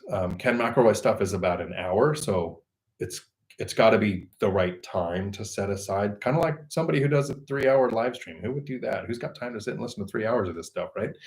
That's so weird. But yeah, so that's a channel I take in too. Most of his content, he's got some shorter stuff where he cuts, which I should start doing, where I cut out part of live streams where there was good content and make a short video. But the lazy. So Chester, it sounds like now is an ideal time to start making offers. That makes sense. I made an offer today.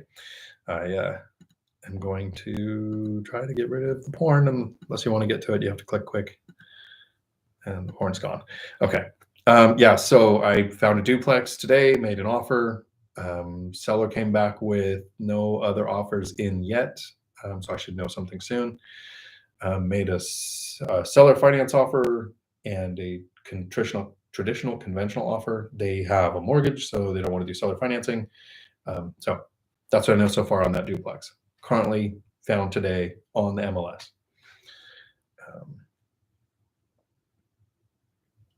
So it is always a good day to buy a great deal. That applies to every day. If you find the great deal, don't try to have that crystal ball and figure out what's going to happen in the future and, plan for rates to go up, plan for rates to go down, plan for prices to go up, plan for prices to go down. What strategy would you use if those happen, and be ready for that? But currently today, if you find something that cash flows, that meets your other criteria, I wouldn't put buying on hold to wait for a market shift that you expect to happen that no one can guarantee is going to happen.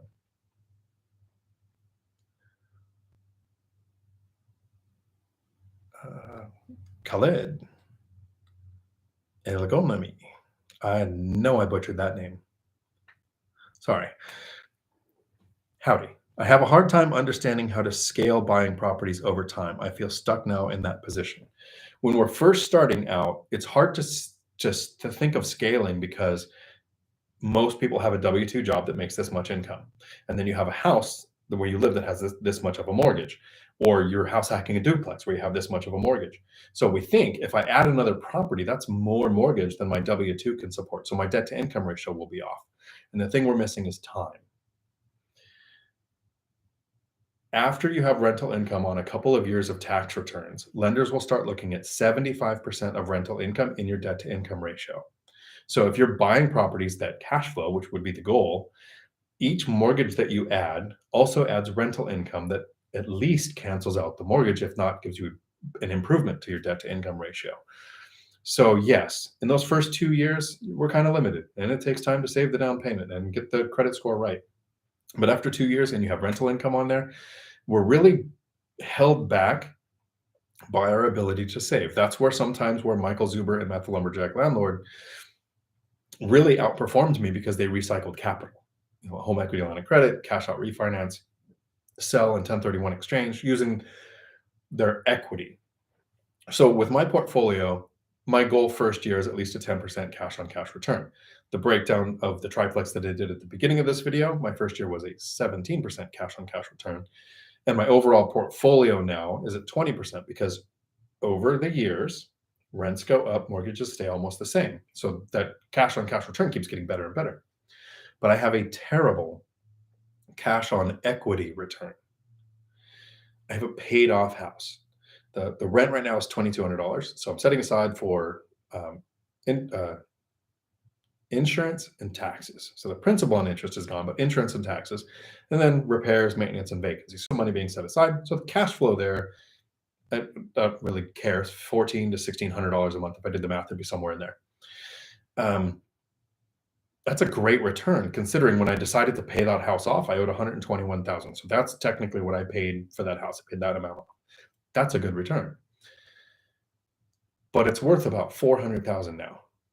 So if I took that property and sold it, and agent fees would be 6% out, so I'm out a little bit.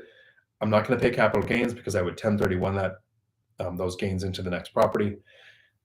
I would have a better return by selling that property and buying something else that gets that 10% or better return with that amount of money. But I'm lazy, and it's a paid off property that gives me that swan. I sleep well at night. Now you have a paid off property that cash flows included in the rest of the portfolio. So yeah, sometimes it makes more sense to scale faster if you reuse your equity and you recycle capital. I preferred the slower method where I recycled cash flow. It gave me better cash flow, more stability, and a slower scaling. So that was the trade-off.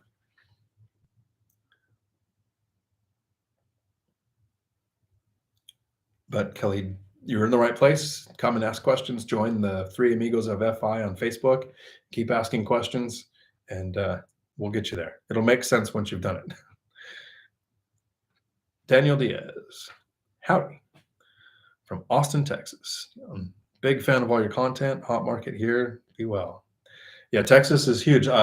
Michael Zuber had like top 5 growing states or something on one of his most recent videos, and Texas is one of them. A lot of people moving there, so which is increasing demand.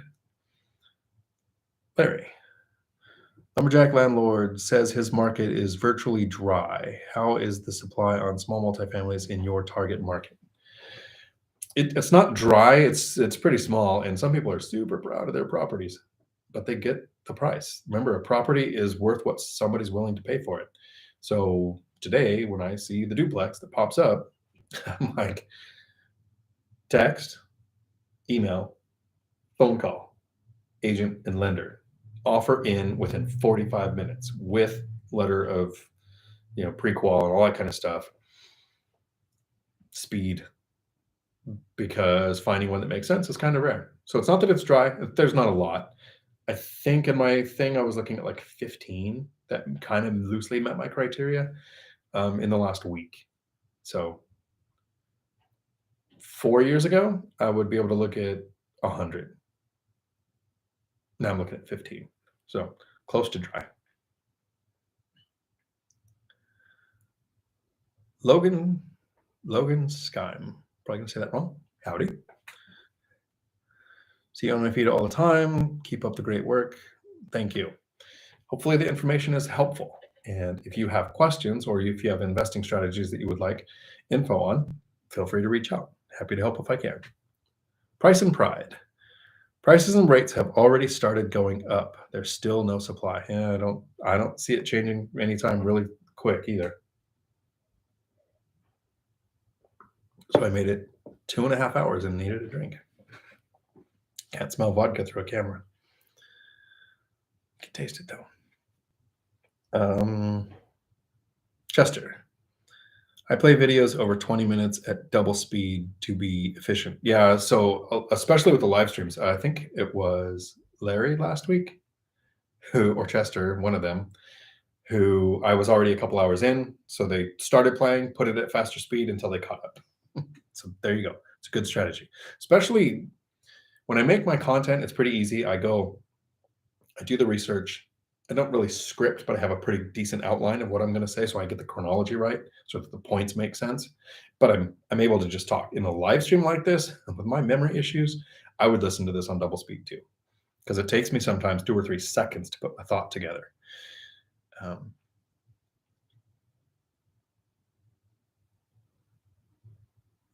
There we are. Carrie, have you ever contacted an owner about their property that wasn't listed? Yes, no luck yet. I haven't done driving for dollars. That's the next step. But when I've seen properties and found out who the owner was, and I've gone and made offers, guy with a duplex was putting out a for rent sign. I went up, just drove up to him and said, "Hey, I invest around here. Do you ever think about selling?" And he's like, "Nope, this is my retirement." I was like, "Me too, get it." So yeah, I've contacted a few owners, but it hasn't been a strategy that I've used so far. All of my deals from the MLS, regular lending. I will definitely do creative financing, and I will definitely do off-market deals, and I will definitely do owner financing, but not today. Soon, hopefully. Carrie, what is your average rates on your investment property loans? Do they all cash flow? They all cash flow. My worst deal is, I'd have to see which one is the worst deal. I think I have one that's around an 11% cash on cash return, maybe. The overall average is 20% now across the board. They all cash flow. I haven't done cash out refinances or home equity line of credits. That's where people usually eliminate their cash flow. Interest rates are so 3 or 4 are around 3%. I have one that's at 4.8 that I almost refinanced last year to a better rate and term. Didn't. I've got 2 at 4%. So they're all at 4 or 3. One's at 4.8. That's the one I should have refinanced. I think I refinanced 2 to the 3% from 5.5. Those were huge jumps. From the 4.8 to the 3, I didn't see a full 2-point jump, so I didn't take it. I've half considered as inventory drops and supply goes up, if prices and rates went up and prices went up, that instead of purchasing a property, I would pay off that one that's at 4.8%. One of the really cool things that my daughter said one time was, it's hard to make a decision when both outcomes are positive.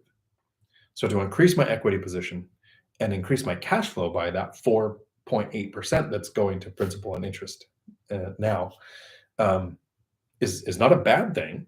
It's not as good as buying a property that gets a 10% return, but they're both positive outcomes. So it depends on which one makes the most sense. I made an offer today. If I get it, great. That one at current rents is like an 8% return. After the binder strategy, it'll be above a 10. So I'd like to get that.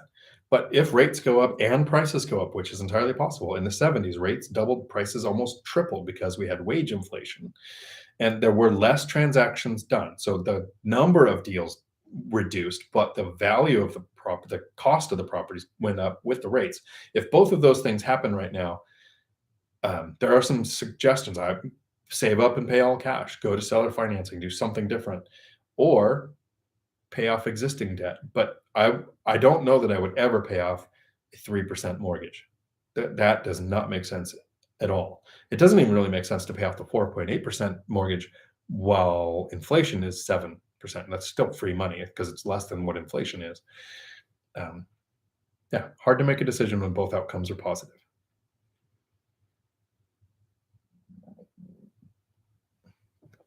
Chester, what's an efficient way to structure a lease contract with a tenant so they pick up the utilities? Make the key or lock code handover contingent upon proof of utilities in tenant's name.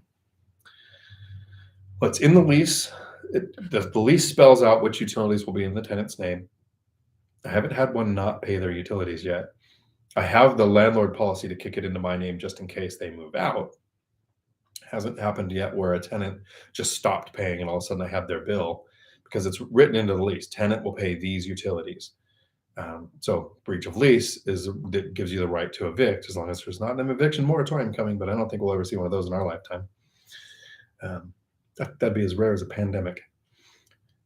Yeah, put it in the lease. And it just strictly says tenant will have utilities in their name. I have a couple properties where for some reason that city, the owner has to pay the water. So I pay the water bill, the tenants pay a flat fee. The flat fee is a little bit above what the water is. Check your area. Some areas, they don't let you do that. You have to charge what the thing is. But mine is consistent. So in the summer, when they magically have a water bill that's twice as much, that little bit more every month balanced it out. So I've never had a year where I made more than what the tenants paid for water. But for ease, it was just a flat $55 a month is what their water bill was. But it's all spelled out in the lease. Chester, I got 2 of the states. Michael Zuber asked, I saw you during the live chat that you got 2 of those too. I guess where jobs are above pre-pandemic levels, Idaho and Utah. The other 2 states were Arizona and Texas. Lumberjack landlord, so pumped for you. Hope you get the new duplex. I just paid $525 for something that 10 years ago was $270. That's about what everything looks like here. I mean, those are the numbers. $275,000 5 years ago is going for $525 here. But rents are doubled, more than doubled in the area that this new duplex is in. And rates are a little bit up again. This is going to be in the 4s, so it won't be real low. But yeah, no, and I made an offer. I usually make 20 before I get one accepted. So here's the hoping. North Colorado Dawn, howdy. What is your thoughts on buying a 6-plex or 4 single-family houses that have the same return? The houses are $150,000 less. Lending. Can you get the 6-plex on 30-year fixed rate debt with no adjustable rate mortgage and no loan reevaluation period? Your portfolio is bigger and your experience is bigger to where you probably can handle commercial lending, and you're probably already in commercial lending anyways because you might have 10 mortgages in your name, well, like Matt and Mike. But for me, while I'm still below 10, I would go for the single family houses when possible, because I like the 30-year fixed rate debt. And in my versus video where single family house versus apartment complex, one of the points I make is so many people say, I want to own a 10 unit apartment complex because if I have a unit empty, I have 9 units paying me. And if your single family house is empty, you don't get anything, which totally makes sense if you don't think about it. The amount of money it would take down to get that 10 unit apartment complex isn't going to get you the money down for one single family house. You're going to have 4 to 6 single family houses for the same down payment amount of the 110 unit apartment complex. So if you have a single family house that's empty, you have 5 that are still paying. And the turnover rate on a single family house is, so it's 2 years for apartment, 7 years for house. So 3 times less. Someone explain the math to me on that. But yeah, so 3 times more likely to have turnover in the apartment complex than in the single family house, more than 3 times. I would go for the single family because of lending and lower turnover rate. But if you were comparing 10 unit apartment complex to one single family house and the cost was the same and the cash flow was the same magically somehow because this is a mansion or whatever, yeah, I would look at the 10 unit because an empty mansion is not something I want to maintain the mortgage on. But one empty unit gives me 9 that still go. But looking at 6 and single family houses, I'd go single family all the way, as long as the cash flow was the same. Because in some areas, single family makes more sense than small multifamily. In some areas, it's the other way around, like in my area.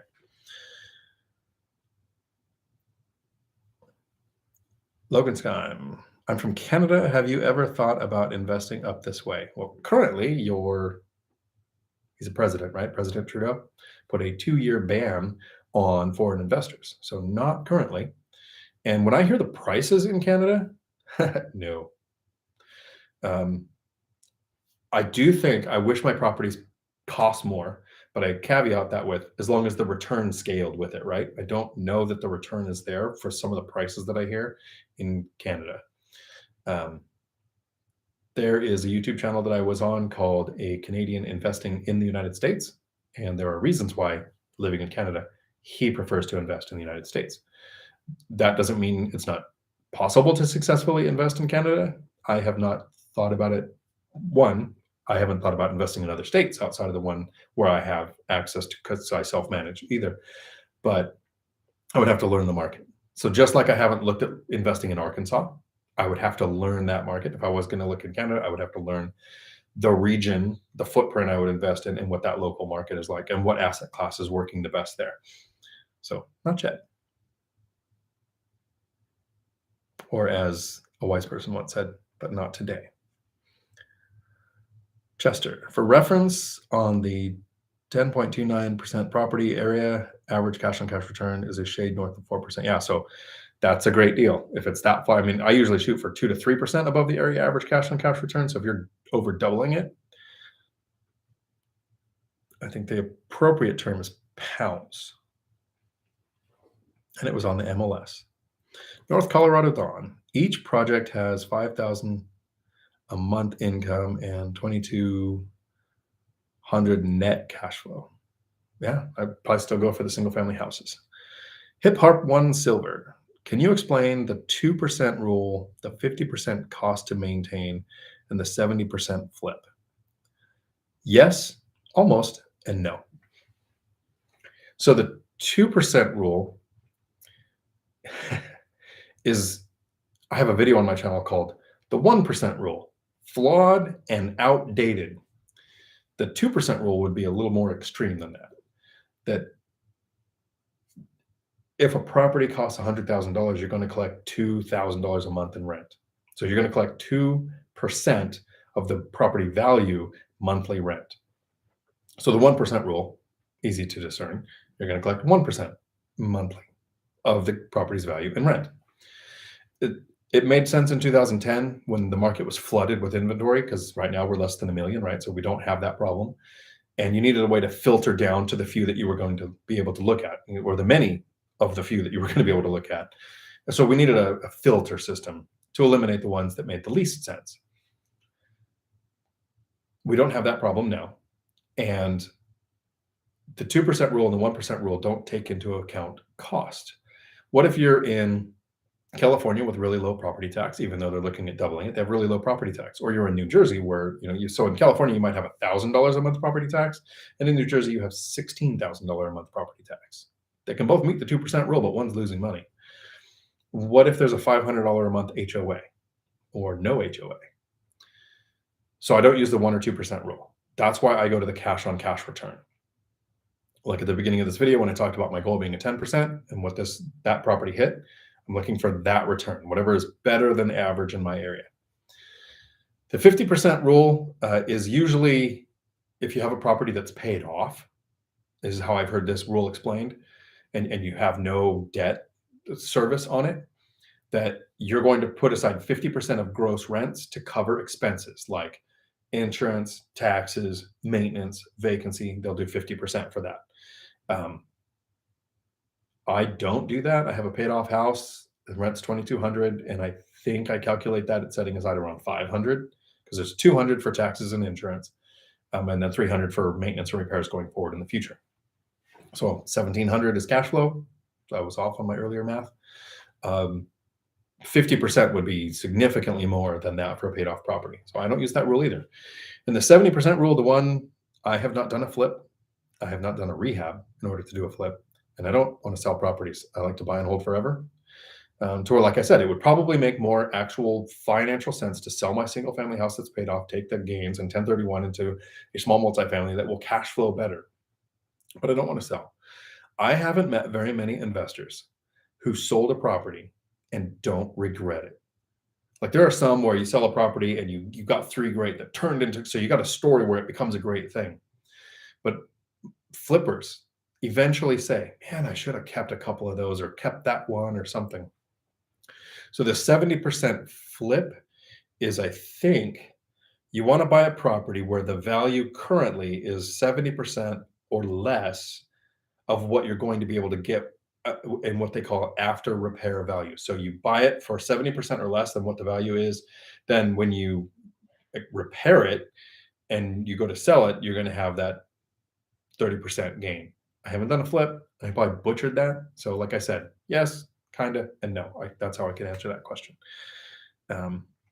Not that flipping is not a great way to generate capital. It's really risky if you're just starting out. It's a little easier if you have a portfolio that can handle the mistakes you're probably going to make and give you the cash flow to handle the timeline you're probably going to miss.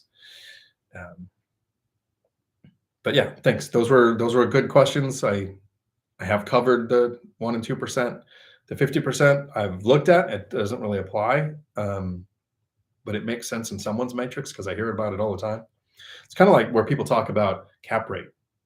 In absolutely no way whatsoever have I ever been able to use that on 4 units or less. It just doesn't make sense at all. But people who invest in 5 units or more are able to look at cap rate and figure out, how it applies to what they're going to do to the NOI to improve the cap rate to make a better sale. It makes sense to them. Haven't taken the time to learn how it would be applicable because my goal is 4 units or less because it's easier to duplicate. It's more secure with lending. Yeah. John Walters, howdy. What are your thoughts, if any, about Meet Kevin selling his entire portfolio? I don't think he's big enough for him selling $20 million worth of stuff to have an impact on the market to where he could then buy later. I don't think he's big enough to manipulate. Like the one guy who came out saying something a couple of years ago, a billionaire who then shorted what he was talking about and made more billions off of what he was saying. Whoever that was, I don't remember the name, so I don't want to call it somebody I don't remember. But so I don't think Meet Kevin was doing that intentionally, and I don't think he's big enough to actually do it. I think that as a real estate investor, if someone gave me stocks, any amount of stocks from $1 to $1 trillion in stocks, I would immediately sell and put the money to work in real estate. Stocks just don't do it for me. So that he got into stocks because it helped his channel grow, and that he got into crypto because it helped his channel grow, made sense. But he knows real estate. He knows the expected return. He knows the consistency. He knows the generational wealth it creates. So I think it's a pivot he's probably going to come out on top of. I think it was a good move.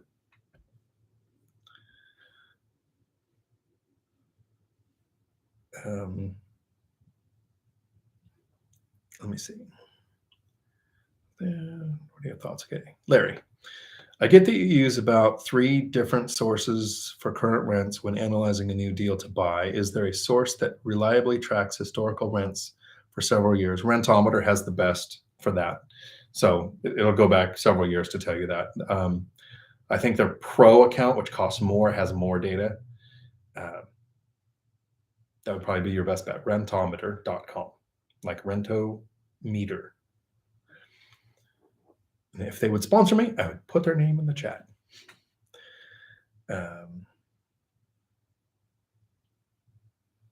Carrie, would you consider going into a deal with someone else, or do you prefer everything solely in your name? So far, I have done everything solely in my name. I'm not a people person, so I haven't done partnerships. I took the time to save up the down payments to buy the properties. And I did look at a partnership. I have a friend who has he's got the portfolio of 30 plus units. He's been doing it for decades. He ran a real estate office. We looked at buying a trailer park together where we would split the down payment, and it was non-conforming, and a couple other reasons why we backed out of the deal. It probably made sense, but we weren't ready for it. So I've considered partnerships, and under the right conditions, I would do it, but I'm not looking for partnerships. It was just the right deal where I found it and I was like, wow, I have exactly half what I would need to get into this deal. Who do I know with money? Yeah. So there are times partnerships make sense when you're first starting out. If you don't have the credit score, work history, debt to income ratio, sometimes partnerships with friends or family to get into your rental can make sense to break those barriers that are there. If you don't have the capital and they don't have the time or energy or desire and you put in the work, and there are several times it makes sense to have partnerships. With YouTube University, it's probably a little easier now to educate yourself to bring something to the table when you have you know what you're missing, so you know you're looking for those partnerships. But me personally, I kind of like the I'm on my own kind of thing. But since I almost did one, it means I would consider it. Carrie, if your daughter can't technically afford a property, have you looked into buying her a place to live in as a primary for you? Lower rates. I'm currently doing this for your mom. As long as the lender knows that you have a family member moving in as that intent to occupy, that's where the partnership works. So if you don't have the debt to income, the credit history, or the ability to move into House Act, there are times it makes sense to partner. What are they going to get out of it? They get a place to live and maybe reduced rent or lower rent while they're living there, even though they're occupying, or equity position, depending on your relationship with family. There are definitely times to look at that. Would I help my kids get into real estate? They've never approached me with it. We'll see. I want them to get into real estate. I don't want them to think that their retirement relies on me dying, because my kids would kill me for a slice of pizza, let alone a bunch of property. Lumberjack landlord. Dion nailed it. Oh, write that down. Matt said I was right on something. What's the date today? Okay. 30-year fixed rate debt on single family and same return as a 6-unit. The single are a more liquid asset with FRD. That's why I'm hanging around with Matt. I have to go Google what FRD means. Nice. I learn from all time. North Colorado Dawn. Sorry, got the states wrong. Lumberjack landlord. These 2 deals fell into my lap today. Stephan is refinancing my portfolio to free up cash. I am flying back to Colorado to meet appraiser next week, so closing coming up quick. Do you have to choose one instead of both? And to Carrie's point, would a partnership be the way to get into that? Or is seller financing an option? Or can you make them both happen? I've had the question where, what do you do if you make multiple offers, but then 2 come back and say yes? Well, my first step when that happened was, can I make them both happen? Can both of these happen? Because they were good enough for me to make the offer, which means I want them. I ended up pulling out, just doing the one. Nice. Chester. Hip Hop 1 Silver. 70% flip An assumption that after fixing up a property, expected appreciation should be 30% more than the rehabbed property. So thinking is pay 70% of the after repair value to profit. Thank you. Or what Dion said. Close. Yours was more articulate. I like it. I'll take it. Lumberjack landlord. Bill Ackman was the investor. Okay, thank you. And see, somebody with a brain would know that kind of stuff. CJ, heading out for the night. Thanks for the content. As always, good luck this year, everyone. Until next time. Thank you, CJ. Chester, probably meet Kevin pivoted because real estate is relatively boring compared to stocks and crypto in terms of on paper gains and losses. Well, Warren Buffett always talks about diversify, protect your portfolio, have all these different assets classes, right? And then there's Warren Buffett, and they were doing some kind of what do you call it, panel, where they're sitting and they're talking on a panel. His partner, Charlie Munger, who I now finally remember the name of, said, don't diversify. That's stupid. If you diversify, you'll never get rich. Focus on one asset class and become a master of it. Grow that asset class to give you wealth. Once you have wealth, then you diversify to protect your portfolio. So you have then stocks and crypto and real estate and businesses and however you want to diversify. That makes sense. Meet Kevin, got into real estate, became financially free, investing in Southern California and wherever he invests, and he was sharing it on YouTube. And then YouTube started making so much money, he needed to diversify. It made more sense for him to say, okay, so my real estate covers, like if I lost everything on the planet, I won't have to go get a job. He's covered for life. Now what do I do with this YouTube money where, $1 million a month makes it a little hard to just keep buying real estate, right? I mean, it's possible, but it's just easier to go, okay, I'll take this, put in an index fund. So I don't have to think about that 500,000 again. Then on his channel, he realized, wow, if I do this with Tesla and I talk about it, I'm going to get this many views, and this many views is going to get me this much money. So, I mean, he totally did it smart. So it made sense that once wealthy, he then diversified. The problem a lot of investors make is they look at Warren Buffett's 70th year investing and their second year investing, and they think, oh, if I can diversify and do 5% and everything, or the Shark Tank guy that's always in a suit, he wants, no more than 20% in any asset class and no more than 5% in any one asset. Sure, when you have $10 million plus and you have all this cash flow, completely diversify to protect yourself. So you're ready for all possible outcomes. But to get there, don't compare year 2 to year with him probably 40. Just like Grant Cardone. If it doesn't have 16 units, I'm not even going to look at it. But how did he get started? If it wasn't for that single family house, he doesn't get the 16 unit. So, yeah. Hip Hop 1 Silver. What do you think of storage building investment? I'm looking into it this year. I will need to educate myself on it as an asset class.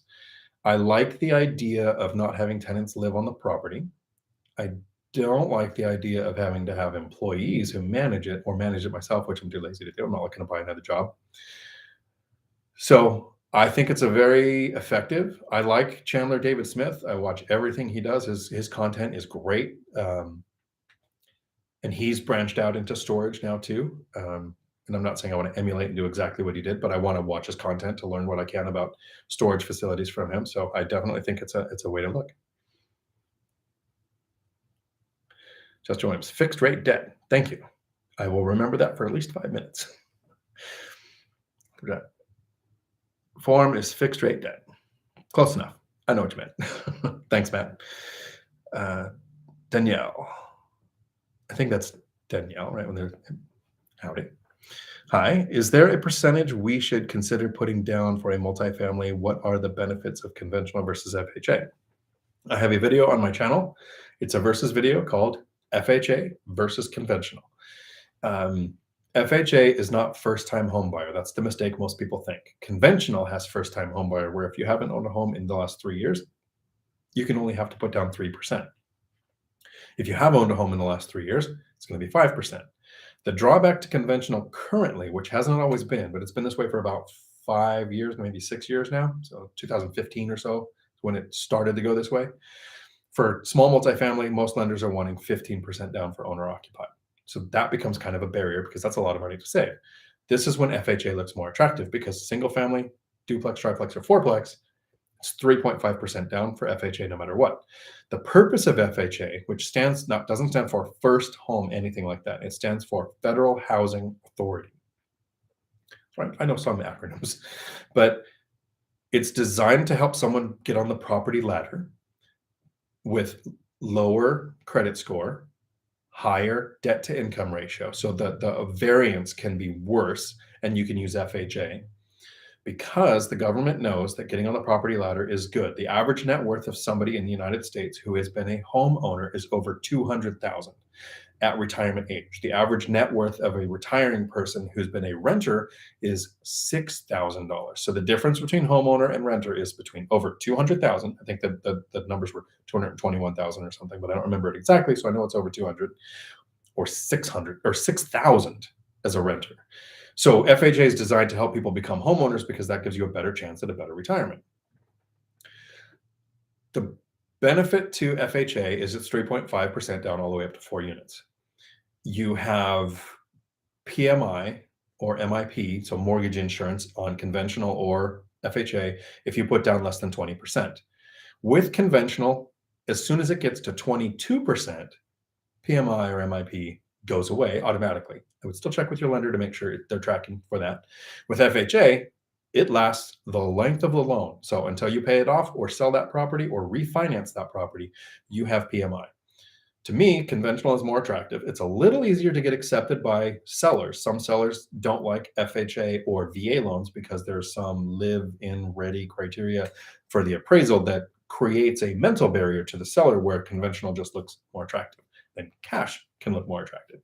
So there are reasons where each one might make sense. It depends on if you're getting single family or small multifamily. The thing that I really like about using conventional is if you get a single family house with an ADU, an auxiliary dwelling unit. So 2 houses on one property. Some people call it a granny flat or a mother-in-law house.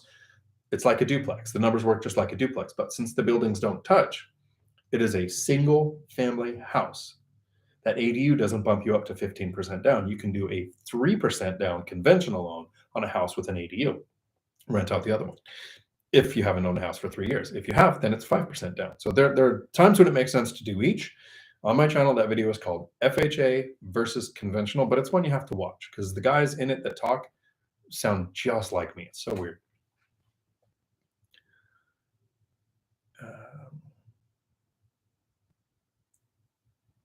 And then your question also was, is there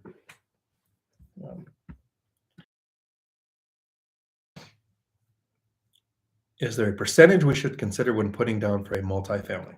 So I'm thinking 4 units or less because you said FHA and conventional. I like to do 20 or 25% down because I've hit the income snowball. So I like to put the money to work and start out with a good equity position. When I was first starting out, I did a 5% down conventional. So currently to buy that duplex, I would have used a 3.5% down FHA because I wouldn't have had the time or ability to save the 15% down. So your ability to save would dictate how much I would put down. If possible, I would go conventional, and the more you put down, interest rates are fairly low. So if interest rates are less than inflation, it doesn't make sense to put a bunch down, but I would not want to be 95% levered if I didn't have to. At least when starting out in those first couple, if you have the choice. North Colorado Dawn. If I could get another 150K, I could get them both. What about a hard money loan or a bridge loan? You'd have to have the debt to income ratio to handle it because the lenders would be aware that this was a loan that you'd be paying back. Hard money lenders are out there. It's one option, especially if the deals are both good enough. Carrie, do you think you'll do a 1031 exchange anytime soon? The timelines suck if you don't have something lined up. If I sell my single family house, it'll be a 1031 because I haven't lived there 2 out of the last 5 years. I haven't lived there in 12 years, 13 years. Haven't lived there. The timeline does suck. You'd want to have something lined up. You can do a reverse 1031 exchange, but be really careful on the timeline because it starts the 45 days to identify starts at the sale. When you do a reverse 1031, you have 6 months to do your sale. You verify all this with the company that manages the 1031. Because I had a friend who just did a 1031 who I'm trying to get to come on the channel and talk, but she's super shy. She did a reverse 1031 and messed up the timeline. So then she ended up just doing a forward 1031 with that money and bought a third rental in Ohio. So I don't know that I plan on doing one, but if I do, I would be definitely watching the timeline, and if possible, make sure it's legal in your area, not letting the buyer know that it was a 1031 because that gives them power. I purchased one where the seller told me it was a 1031 and I knew the timeline, but it went under contract with someone else. I put in my offer as a standby. I'm in a backup position. They went all the way to the end and then it fell through. So then it came to me. So we were pretty far into their timeline to get this figured out. And I was able to get another $10,000 off the price because the person with the ability to walk away has the power. And so I said I could just walk away because this is the negotiation that I wanted to. And he either had to acquiesce or give up the 1031. I know, a big word. Chester, Hip Hop Harp 1 Silver. Make a hell of a lot of sense in the high move and then the jab moved.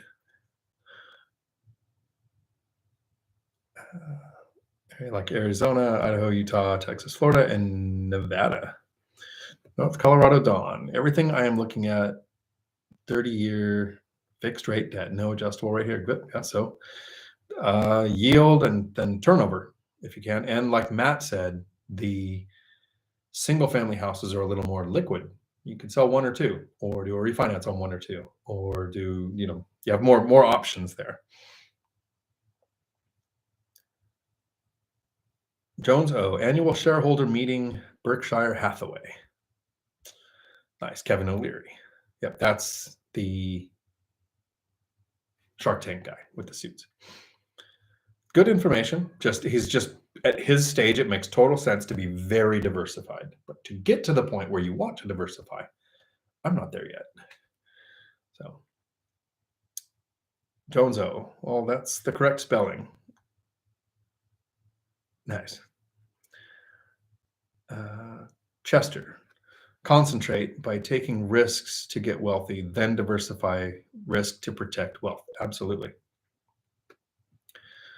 John Walters, Kevin O'Leary is the Shark Tank you're talking about. Yep. And he's been on Graham Stephan and Minority Mindset. I did a good bit with him. Jedinair, I have a decent amount in my portfolio in REITs, so real estate investing trusts. Doing very well, can't complain, very passive, way to profit on the real estate market and help me grow money to buy physical real estate. So REITs are a great idea. I have a question for you. With a real estate investing trust, do you get depreciation tax benefits? And I know that with REITs, there's a requirement for what was it, like 90 or 95% of profits to be paid out in dividends. So what is your dividend rate with your REITs? And do you get depreciation on that? Because I haven't Googled, I should just Google that really. But we're here to help each other. So if you can answer that question, that would be great.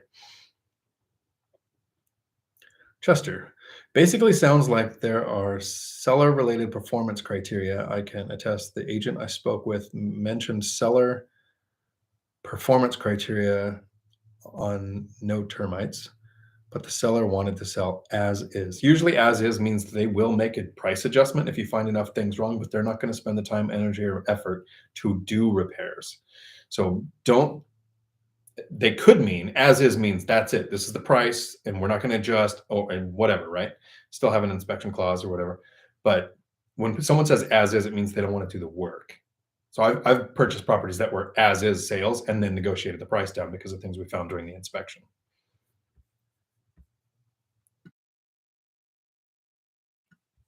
And the voice lasts 3 hours and 8 minutes. Let's see how long it'll last. Chester, specifically with using a VA loan and the seller would only accept cash or conventional loans, right? So there are some who just don't want FHA, don't want conventional, they don't want the restrictions that come with those appraisals. Danielle, thank you for all your knowledge. It is life-changing. My husband and I appreciate you. Thanks for answering questions, learning a lot from you. Thank you. That's awesome. I really hope it helps. Jedanier, I went to the gym and came back. You're still here. You're great. Appreciate the Q&A. Thank you. Yes, I try to have these go on as long as the questions do. I know that on the East Coast, Matt's turning into a pumpkin and starting to nod off. But Hip Hop won silver. No, I know. North Colorado Dawn. Mr. Wonderful, Kevin O'Leary. Yes, Mr. Wonderful. Hip Hop won silver. Research the billboard rules in your area. You may find that the daily car volume can make you a great return on a small piece of property. 15-year leases on traffic flow. Oh, yeah. Billboards are good. Cell towers. There's a couple options, different things that properties are used for. Chester, that phrase, the one who has the ability to walk away has all the power in a negotiation, I think is one from Chris Voss. Book Never Split the Difference, Negotiating as if your life depends on it. I say it because when I was a kid, we used to go to what we would call swap meets. So people call them flea markets. And my dad would say that all the time at the table. He'd say, whoever has the ability to walk away has the power. And because flea market, what do they call it? Etiquette. If somebody has something for sale for $5 and you pay them $5, you have insulted the transaction process. For $5, you're supposed to try to talk them into $3, and when they say $4 and you say $3.50 and you come to an agreement, that's what the whole point of a flea market is. And I grew up going to them all the time, and so that's where I got it. So it was probably before that writer was born. But if it's from that book, it makes sense because it's true. Whoever has the ability to walk away has the power. Yep.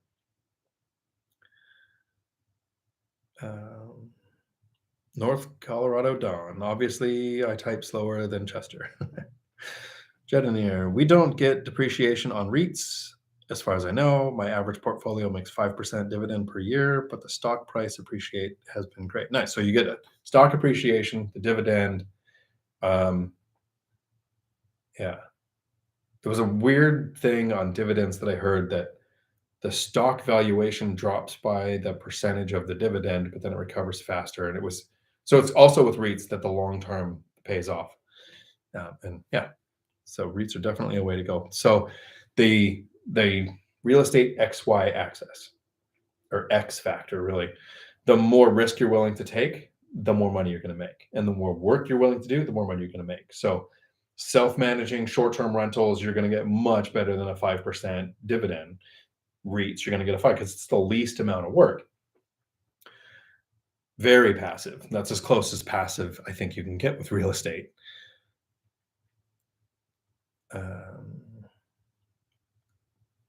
Hip Hop won silver. Chester Williams, great in college towns. Chris Peterson, howdy. Did you go to the Midway one? I don't get the reference. If that was towards me, I missed it. Sorry. Lumberjack landlord, sitting with Mrs. Lumberjack doing water bills. We party hard. Don't be jelly. But thrilled to have you on in the background. Hello, Ashley. Hope you're having a wonderful evening. You too, man. Chester. Hip Hop won silver. Oh, water bills. You guys are doing water bills. Ugh.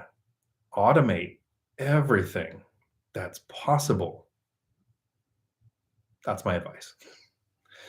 I have to because of the memory problems, but yeah. Sorry for the segue there. Where were we? Chester, hip hop won silver. Absolutely. I was thinking about states where people are migrating too heavily would need storage spaces. Yep. College towns would be potential storage, 3-unit powerhouses, College Park, and around military bases. Not the problem, but the thing to do would be to check. So if it's in a college town, if it's on a military base, if it's someplace where there's more likely a need for storage, how saturated is it currently? That would be what I would check. Lumberjack landlord, Chris Voss would like to take credit, but it wasn't him. Chester Williams, 2-2 is an example here with UMD, right? Off US 1 here. Okay. Gesture, lumberjack, landlord. That makes sense. I have his book and I'm about to get started on it. Nice. Phil Nealand. Howdy. Fantastic job tonight, Dion. Selling my house, couple weeks, cashing out $220,000, but only 236 places in my half-hour area right now. Silly Alaska. I'm on the hunt and doing the daily work. Beautiful. So my go-to would be, well, expand your circle, but outside of 30, if it's no cities, wouldn't make sense. So good luck and congratulations. That's cool. Chris Peterson, Midway swap meet. Oh, in Kent. No, I've never gone to any in Washington. I only went when I was a kid, and I had the pleasure of growing up in Southern California, where I don't ever want to go back. No, I never went to the one in Kent. Sorry. Yep. Used to live in Des Moines. You mentioned swap meets with your dad, and it just brought back memories. Oh, maybe you didn't grow up local. You had mentioned Tacoma area. No, that's where I'm at now. There was a swap meet here that I used to drive by every now and then, and I would cringe. But it closed. It's gone. I think it's becoming an apartment complex now where they were. Nice. Con FL. Howdy. Have you ever had any issues renting a place after purchasing it?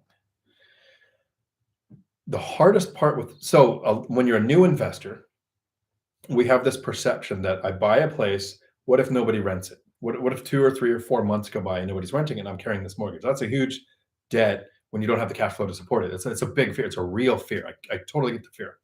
It's the wrong fear. The fear is if I rent a place, how much might I have to lower the rent to get it rented out quick enough? So do the math at area average, but then factor below it and think how far below that would be a deal so good that nobody would pass up on it. And at that amount, would I get any kind of return? Would I be negative cash flow? And that's the way I look at it. So I've never struggled to find somebody. When I had the 4-day turnaround, I had in 4 days to do all the stuff, but also to filter through the dozens of people who were trying to apply to be there. When I had the next turnover in 4 hours, I had 12 people pay the application. And in my thing, it said, email me first before doing an application. People were the demand is so high. So that might be a little bit dependent on your area. What is the rental demand like in your area? How, as you're learning your market for that 60 to 90 days to learn the area average that Michael Zuber talks about, how long do rentals stay on the market? I wouldn't look at apartments. They sometimes just put up a listing and it's there forever. But look at townhomes, because that'll cover your duplex, triplex, fourplex. Look at single family and think, okay, so I'm going to mark down today. These are the rentals that are available. Check back 4 days later. How many of those have turned over? How long are things sitting on the market? You can do that work in that same time where you're learning the average. You can learn how long they're on. So that'll tell you 3 bedrooms at 2,200 are on the market for 2 weeks, but at 2,150, they're on for a day. Like that is the tipping point for 3-bedroom in my area. Once you know that, it makes it super easy to run your numbers. And I think we have reached the end of the questions. And we're only 17 minutes over 3 hours. I still have a voice. So we'll give it a couple minutes now if anybody has any questions anything left. I want to appreciate everybody who took the time to hang out tonight. I really appreciate all these questions. I hope the information helps you guys. The information also helps me. Sometimes a question will come up and I'll go, I need to research REITs. I need to get that information to understand the asset class. And that helps me. And sometimes answering a question, even if the question came up at 20 minutes and then it came up at 2 hours, that's good, because a lot of people came and left and only watched for 20 minutes or whatever. But answering the same question helps cement it in my mind. If somebody came up to me in my first couple of years of investing and said, what do you want to buy? It would be rentals that make money. But now I have like a 30-second elevator pitch with exact criteria that I can give to an agent, and they can walk away going, I know exactly what to search for with that guy. Because so many people have asked the question, what is your search criteria? And then I go, well, here it is. And then now I have an actual answer. Or how do you screen a tenant? Or how do you collect rents? Or those kind of questions actually help me just as much, I hope, as they're helping you guys. So where were we? Okay, John Walters. I've always had a bigger fear of having to work the same job I am at now for another 30 plus years versus even 6 months of Vacancies. I can constantly say every day, I wish I had more apartments. Yeah. That 40 for 40 for 40 is the biggest fear for me. And I think it was my plan for most of my life. I used to say things to my kids like, yeah, I'm one of those guys that's probably gonna have to work until he dies. And I just have accepted it. And then one day the light bulb came on and I saw a 10-year path and I thought, actual freedom is possible for the average person to not have to work. Huge mental shift. Hip Hop One Silver. Good work tonight, Dion. Thank you. Tom Kine. Walking away from work from my first deal. Walking away work from my first deal. I didn't walk away, but I threatened to walk away when negotiating. Really, it was with the realtor, my realtor, that I had to deal with. So, problem with your realtor? No bueno. Julie, thank you. Jones, you are amazing. When I become a trucker, I'm coming to see you if that's okay. Absolutely. I had some people from California come up here and we went out to lunch I think it was last week. Happy to meet people. If you live here in Tacoma, we have a monthly meetup for the Tacoma Fi. And there's a Facebook group, Tacoma Fi. And we get together second Tuesday of the month. So that's the one Tuesday where my live streams get cut a little bit short. And we're trying to figure out a way to meet on Saturdays too. The only rule I have when we meet is everything's Dutch. Nobody buys me food. I don't want to profit from meeting somebody to share information. So it might be a weird rule, but that's what I do. So, Dark Star Dream, awesome job, my man.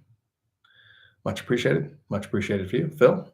Night Dion, you've basically reached lumberjack status at this point in the night. Nice. I still don't have the 5-hour and plus record that he did. I'll have to do like a Saturday night live stream one time and just see how many drunks we can get logged in here. Chester, thank you. Matt, great work tonight. A blast as always. Keep me posted on your offer. Will do. Hopefully I'll know something by Thursday when we do the Three Amigos. John Walters, have you ever thought about breaking up the live chats into individual questions for your YouTube channel? Yes, but the lazy kicks in. I want to. First, what I want to do is take out those first 10 to 30 minutes where I covered a topic and just make that a separate video where people could just watch that. But sometimes there's a great question that comes up and I had a great answer and I know that I probably don't have the intellect to have that same answer again another day. And I could just take that out and make it a video. I would like to do that. That is what most YouTube creators do. But not all of them are working 50 to 60 hours a week and self-managing 16 rental units. So my goal is to share the information. I probably don't have the best YouTube strategy to do that. Milion Delibo, we are still here. Hang out. Thank you for answering all questions. Thank you. Jedanier, thank you, Dion. Take care. Thank you. North Cal, great content. Thanks again. Smash the like. Thank you. Chris, thanks for your content. Enjoyed it. Really want to take the next step on a bigger multifamily deal besides your one rental. You're an inspiration. Keep up the great work. You've got it. You can totally do this. Do the work, learn the average, keep your auto searches up. The deal will just show up and you'll know if you're doing the work every day, you'll know the deal that stands out. Okay, I think, what was the Facebook group name again? For Tacoma area, it's Tacoma Fi, Tacoma FI. For the Three Amigos of FI, that's me, Michael Zuber, and Matt the Lumberjack Landlord. It's the Three Amigos of FI for financial independence. Cool. All right. Well, I want to thank everybody for hanging out.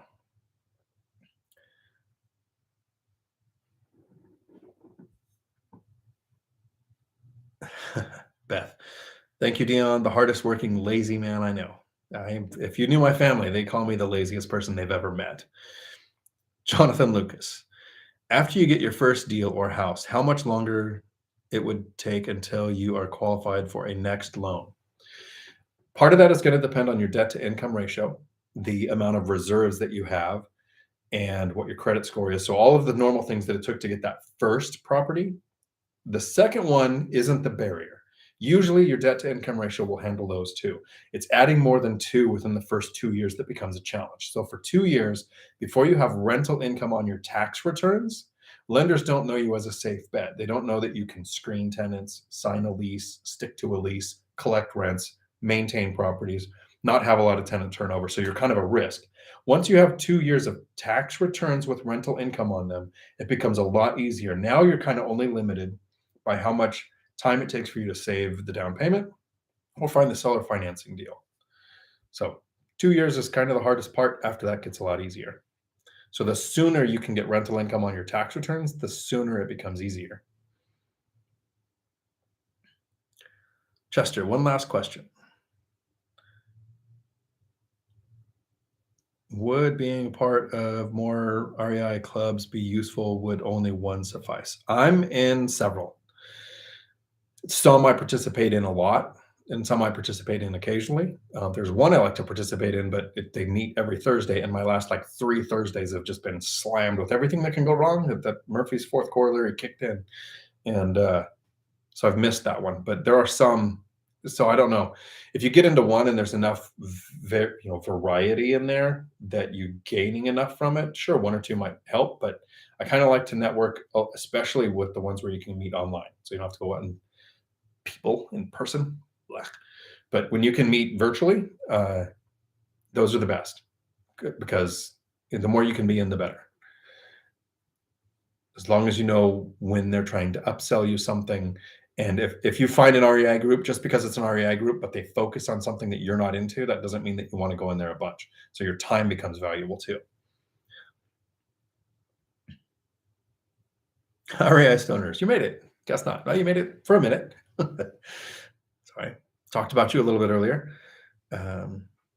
John Walters, thank you. Enjoy the rest of your evening. Jonathan Lucas, thank you. Wolfmaster 2, thank you for your time. Yeah, sorry, REI stoners, you met right at the end when we're a little over the 3 hours and the voice is going. Can you list the REI groups you recommend? So mine are kind of area specific. Olympia REI, there's a town called Olympia, so it's there. WARE, so WARE, it's Washington Real Estate, I think. That's what it is. So it's more state specific. Tacoma FI, the group I made. The Three Amigos of FI is a Facebook group I'm in. And then the Seattle Investors Club, they have a website, they have a YouTube channel. They're a mastermind group every Thursday. They've got lenders and brokers and agents and investors, and it's a melting pot of knowledge. Free to log into their Zoom. You just go to seattleinvestorsclub.com and you sign up for their Thursday 11:30 a.m. Pacific Standard to get into their mastermind group. That's the one I keep missing. That my Thursdays have just been slammed. So that's kind of the main ones. Lazy Girl REI is a Facebook group that I'm in. I get there's stuff in there. There's tons of Facebook groups if you just search, especially for your area, to find the ones that are closer to you or the ones that meet your strategy. Like the house hacking Facebook groups matter more to me than the Burr Facebook group does. Yeah. I find the Burr groups are full of people with hundreds of units that have no cash flow because they're focused on adding units. So I don't spend a lot of time in those.